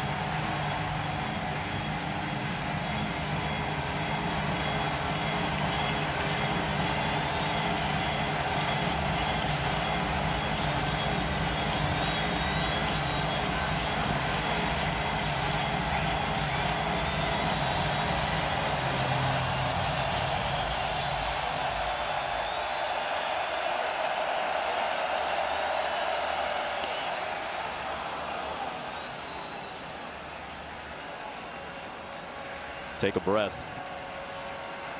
Even the noise feels a little apprehensive. These Mariner fans. There's nerves and excitement combined. Oh, and Carpenter fought off that slider. Almost looked like he was going to be out in front of it for a second. And then he ended up making contact. Well, all he's seen is sliders. He saw the one changeup, but that was a non-competitive changeup. He has seen slider after slider in this at bat, and that is one he wishes he had back. Yeah, he wasn't fighting that one off. he was trying to drive that one, buddy. 2-2 pitch to Carpenter is lashed foul the other way. Wouldn't you think about just throwing a high heat? Yep. Well, I don't know about a high heater to Carpenter, but some sort of a heater just to reset his brain? Definitely. He's seen nothing but slow, slow, slow, slow, slow. If he could paint him a fastball away right here, that would be really good. 3-2. Already 15 pitches from Brash after he threw 17 to get 2 outs last night. So I'll ask again, do you go slider here 3-2? It's your best pitch. You throw it 60% of the time? Definitely. 60% of the time, it works.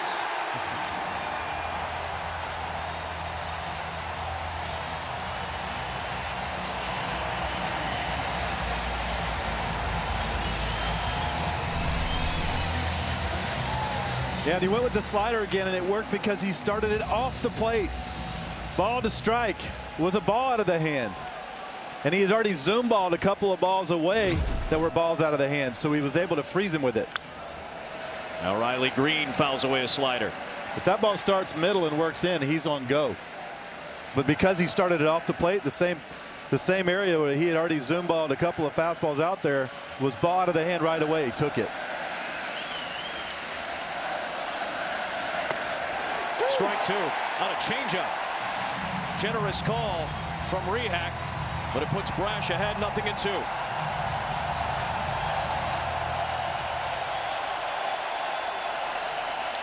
Oh man, that slider was coming back over the corner, and Green just fought it off.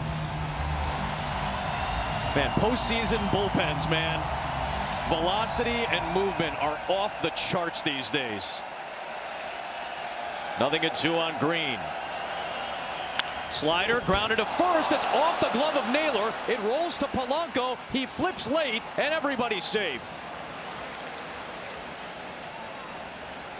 Naylor couldn't squeeze it cleanly.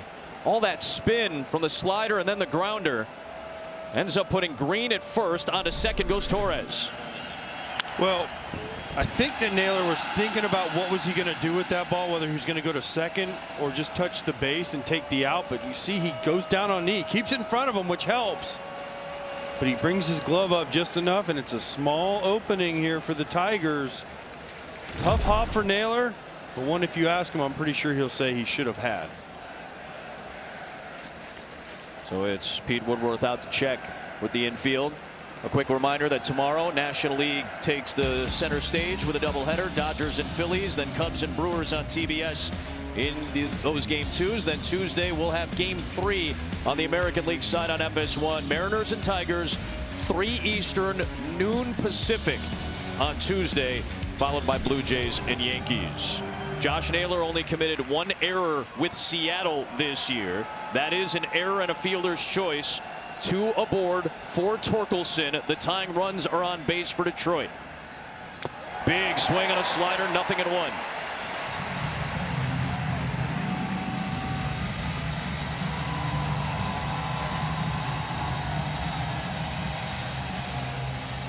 I can't imagine Torkelson gets anything but sliders here. Keep it away.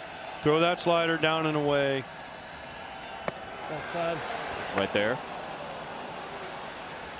Big situations. Hitters want to be aggressive. They want to be the hero. If your best pitch is a slider like that, make them chase, right, Wayno? Yeah.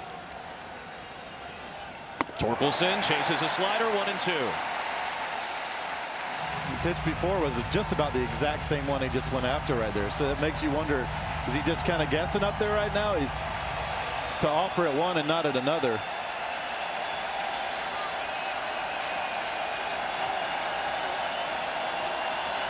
Two-strike pitch. Another slider, 2-2.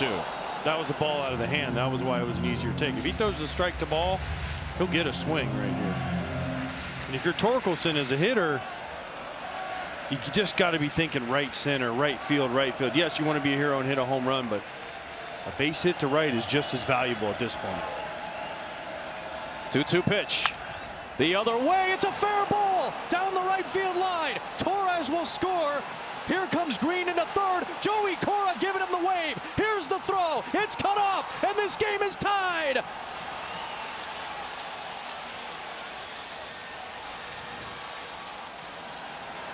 The third base coach, Cora, gesticulating wildly as Green scores from first. Exactly what you guys thought would happen, and Torkelson ties it.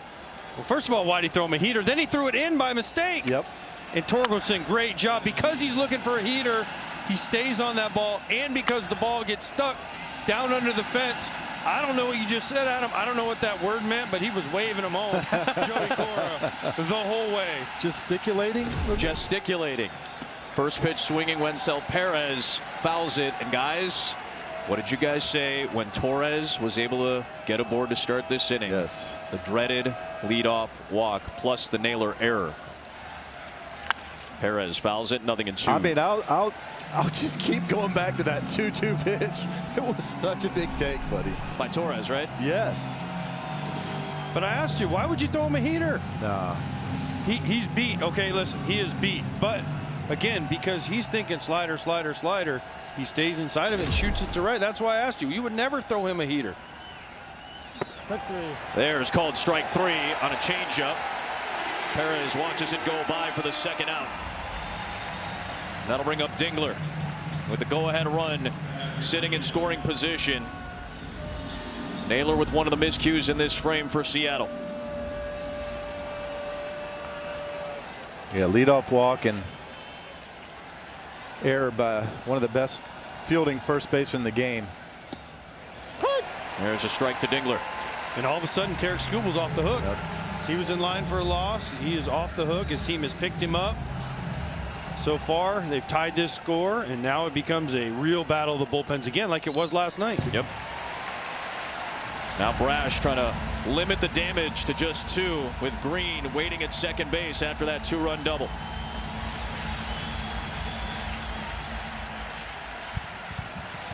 Torkelson, beg your pardon. Did he go? He did. He gets Dingler, but Torkelson delivers. The fastball, the surprising pitch, and Joey Cora, the former Mariner, sending them all home. This game is tied to the bottom of the 8th in Game 2 in Seattle. What a series. Torkelson scored the eventual game-winning run in last night's 11-inning affair. He drives in a pair in the 8th to tie it and take Tarek Skubal off the hook. Kyle Finnegan to Randy Arozarena, and a first pitch splitter is swung on and missed. Well, A.J. Hinch said he wanted to stay away from Finnegan if he could, but tie game of a playoff series, got a chance to go up 2-0 on the road to go home. He's going to one of his best relievers right now for the heart of this Mariners order. Finnegan pitched the 8th yesterday as well. He faced Crawford, got him to fly out, got Arozarena to fly out, gave up a Cal Raleigh single, and then struck out Julio Rodriguez to end that frame. Is 1-1, and Arozarena waves again at a splitter and misses.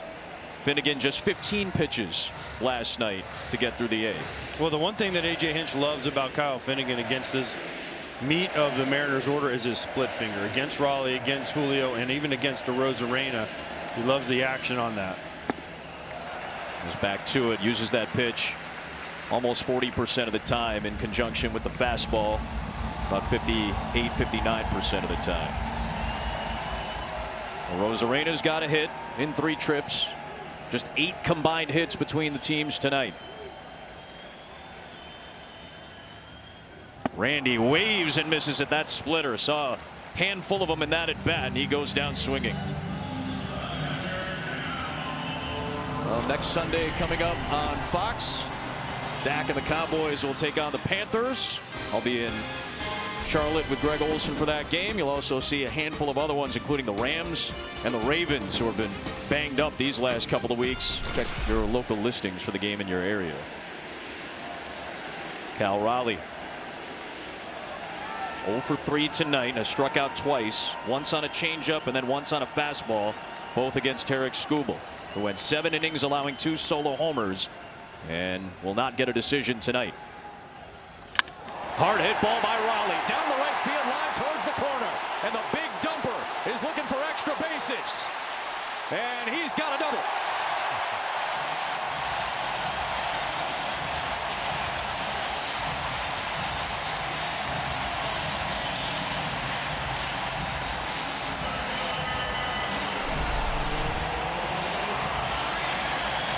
A little split. Talked about how A.J. Hinch loved the matchup, but when you see a guy 2 nights in a row and you see the same pitch over and over again. Cal Raleigh got a hit, broke his bat last night off Finnegan, but tonight he squares it up, and now he's in scoring position for Julio. Rodriguez takes ball 1.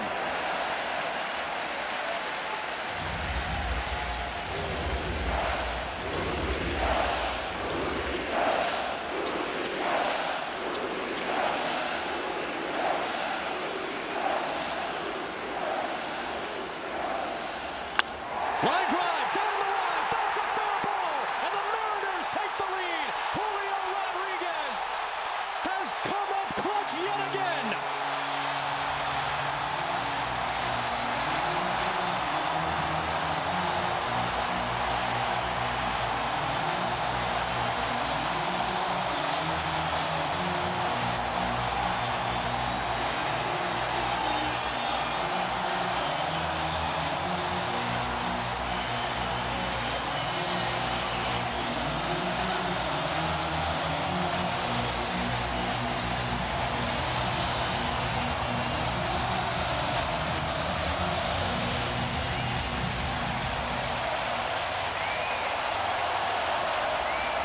The emotions pouring through the Pacific Northwest.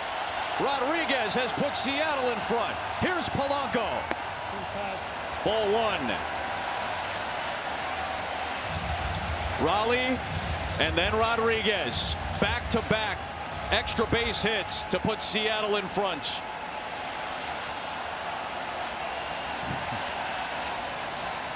They've waited 24 years to see their team win a home playoff game.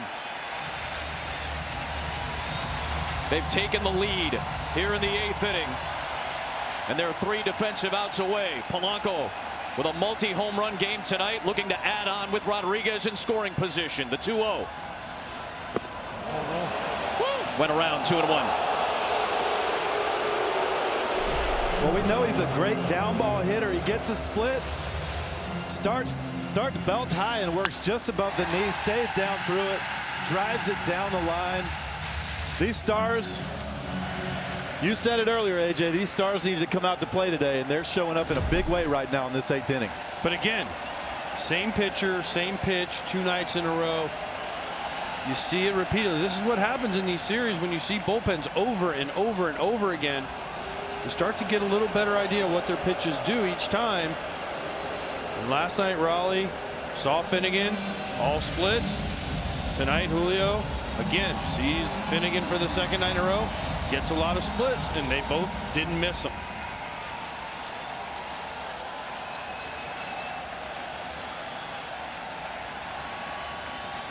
Two balls and a strike. Polanco breaks his bat, rolls it towards short, left side, cut off by McKinstry. There's no play. Rodriguez to third. Runners at the corners with only 1 out. And Polanco is having the night of his playoff life.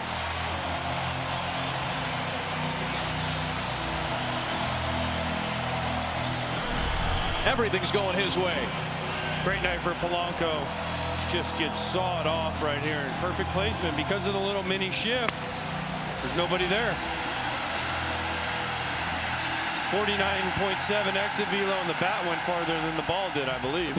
Oh, man. Yikes, watch out.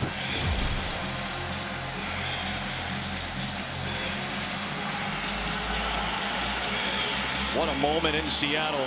Julio Rodriguez, the 24-year-old from the Dominican Republic, who left his family at the age of 14 to go to a baseball academy. 2 years later, signed with the Mariners in July of 2017, debuted in April of 2022. Battled his way through injuries last year and came back as strong as ever this season, and one of the biggest hits of the Mariners season has put Seattle in front. It's 3-2. Coming up after the game, you can stay tuned for the post-game show on FS1, presented by Strauss. Here's Suarez.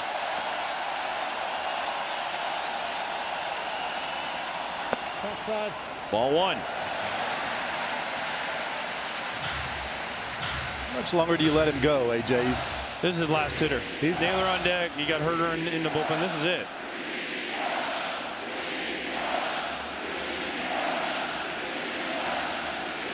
There's Suarez waiting for a 1-0 with 2 on and 1 out. 2 balls and no strikes.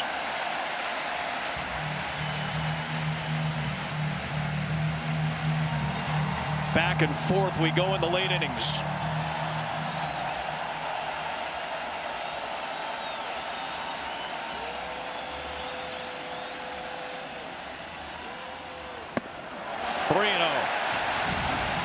Green light him right here. If you're Dan Wilson, I green light Gino Suarez. I would not be shocked if Finnegan throws him a split right here, but if he throws him a heater, you want him to try and hit a 3-run homer and make this game 6-2.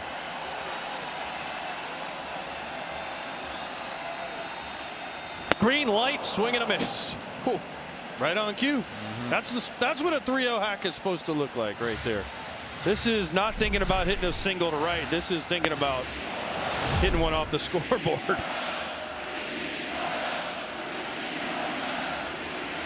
Still a hitter's count for Eugenio Suarez.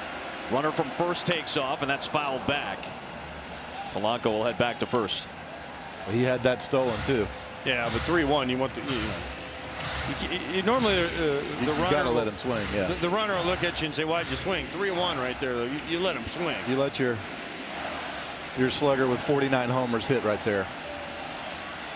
Now another slugger on deck in Naylor.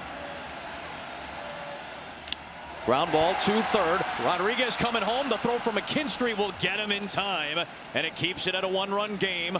Fielder's choice goes 5-2. Polanco on to second. Safe at first is Suarez, and that will be it for Finnegan. With a left-hander coming up.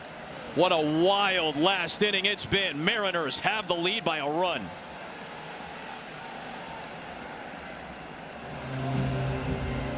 '25 American League Division Series on FS1 presented by Booking.com. And after the Tigers score a pair in the 8th inning to tie it in the bottom half of the 8th inning, a 1-out double from the dumper, and then the kid Julio Rodriguez, J-Rod.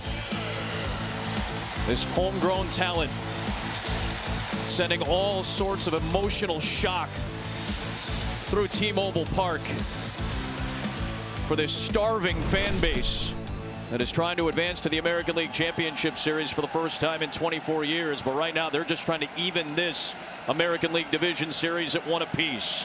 2 on, 2 out for the lefty Brant Herter, who's facing the left-hander Josh Naylor. Runners at first and second for Naylor.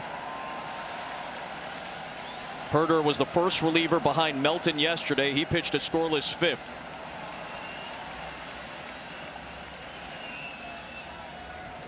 Oh, no. First pitch sweeper misses outside, although they're going to say that he went around. Third base umpire and crew chief Alan Porter makes it strike 1. Yeah, he went. Huge play, though, before the pitching change. First of all, the stolen base attempt kept him out of a double play, but a nice play by McKinstry to keep this a 1-run game on the ground ball right to him. There is a pinch runner, by the way, 2 at second base. There he is. That's Leo Rivas. He checks in for Polanco at second. Suarez still at first. It's still a 1-run ball game. All of these plays are so magnified. Every pitch has been magnified. We've broken down back-to-back changeups, surprise fastballs, slider after slider after splitter after splitter. Every pitch with such weight.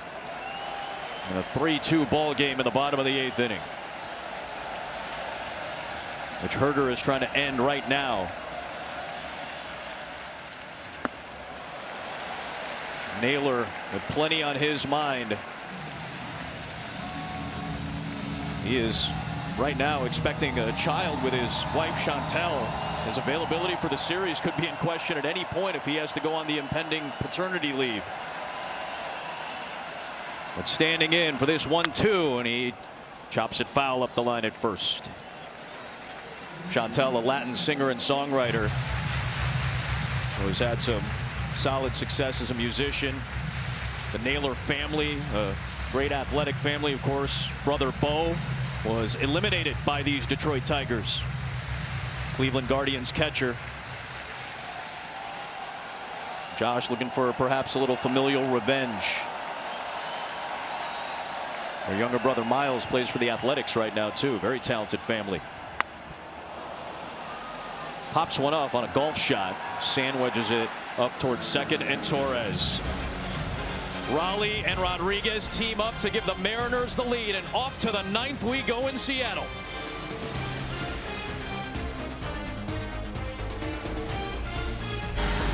Coming up after the game, Matt Vasgersian and company will have the post-game show on FS1 presented by Strauss. They're going to have plenty to talk about after the Blue Jays offense continues to roll. They have a 2-0 series lead on the Yankees. Here in Seattle, the Tigers took game 1. Seattle has taken the lead in game 2. And Andres Munoz, who recorded 6 outs last night, a season high, will try to go back-to-back to even the series, and he pours in a strike to McKinstry. Rivas stays in the game at second base.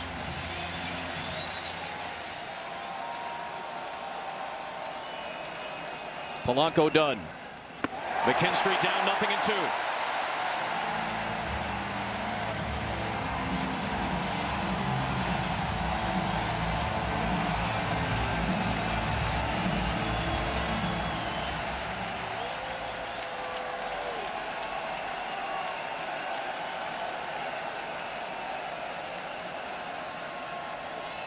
McKinstry waves and misses. He's tagged.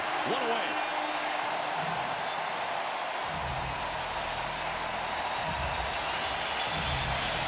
I think we were kind of all wondering what the stuff was going to be like after a lot of pitches yesterday.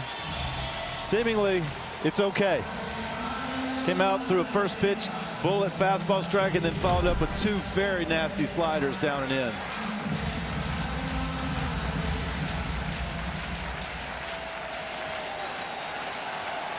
Here's Javi Baez. Big cut. 0-1 on a slider. This is the one he's got to execute right here to Javi. He can't leave this middle in. Otherwise, that quick bat could tie this game. He pops it up. Rivas makes the catch. 2 down.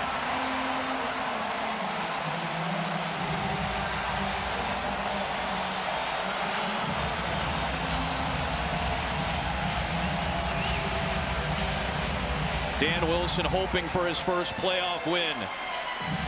Tigers down to their last chance here in the top of the 9th inning.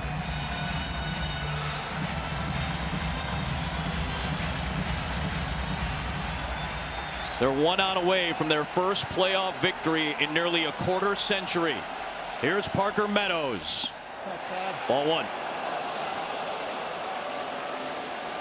This is the guy you want if you're Munoz. I know it's a 1-run lead. You don't want to turn the lineup over to the top. 9-hole hitter, go right after him, make him beat you. Behind 2-0.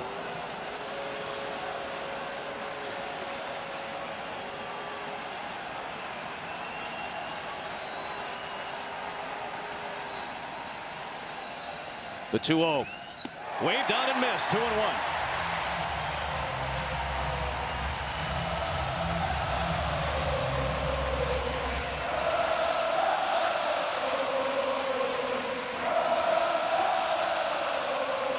Strike 2.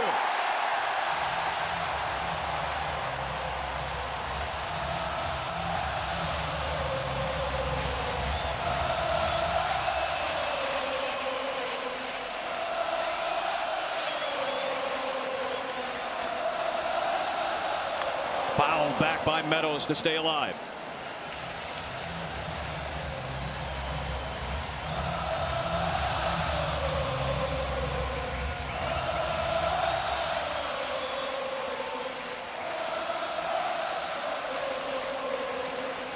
Two balls, 2 strikes, 2 outs. The pitch. Fouled away again by Meadows.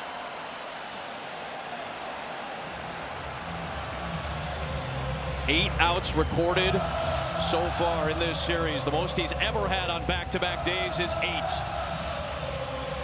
He's 1 strike away from tying the series.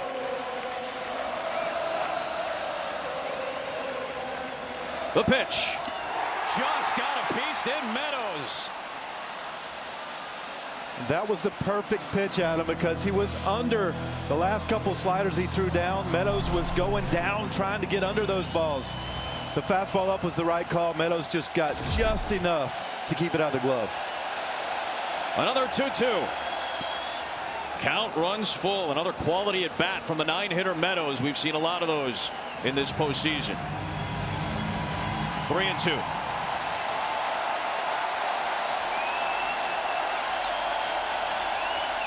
Bouncing ball to Naylor. Flips and finishes it. Their first playoff win in 24 years. The Mariners have tied the series at 1.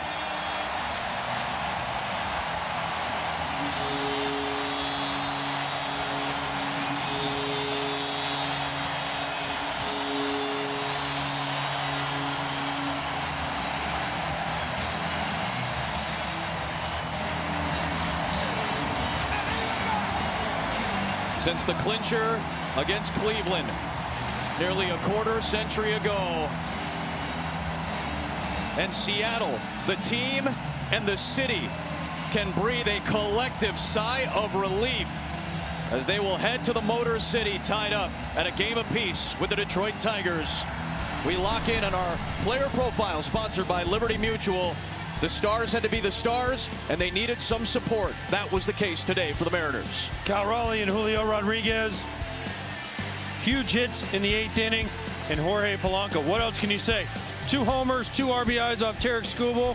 This series is tied. Yeah, both starting pitchers did what they needed to do. It all came down to getting that opportune hit at the right time.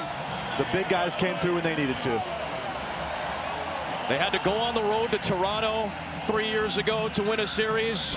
They couldn't win the series against Houston. They come back home and finally get a home playoff win to tie this series at 1 apiece. Off to the studio and Matt Vasgersian.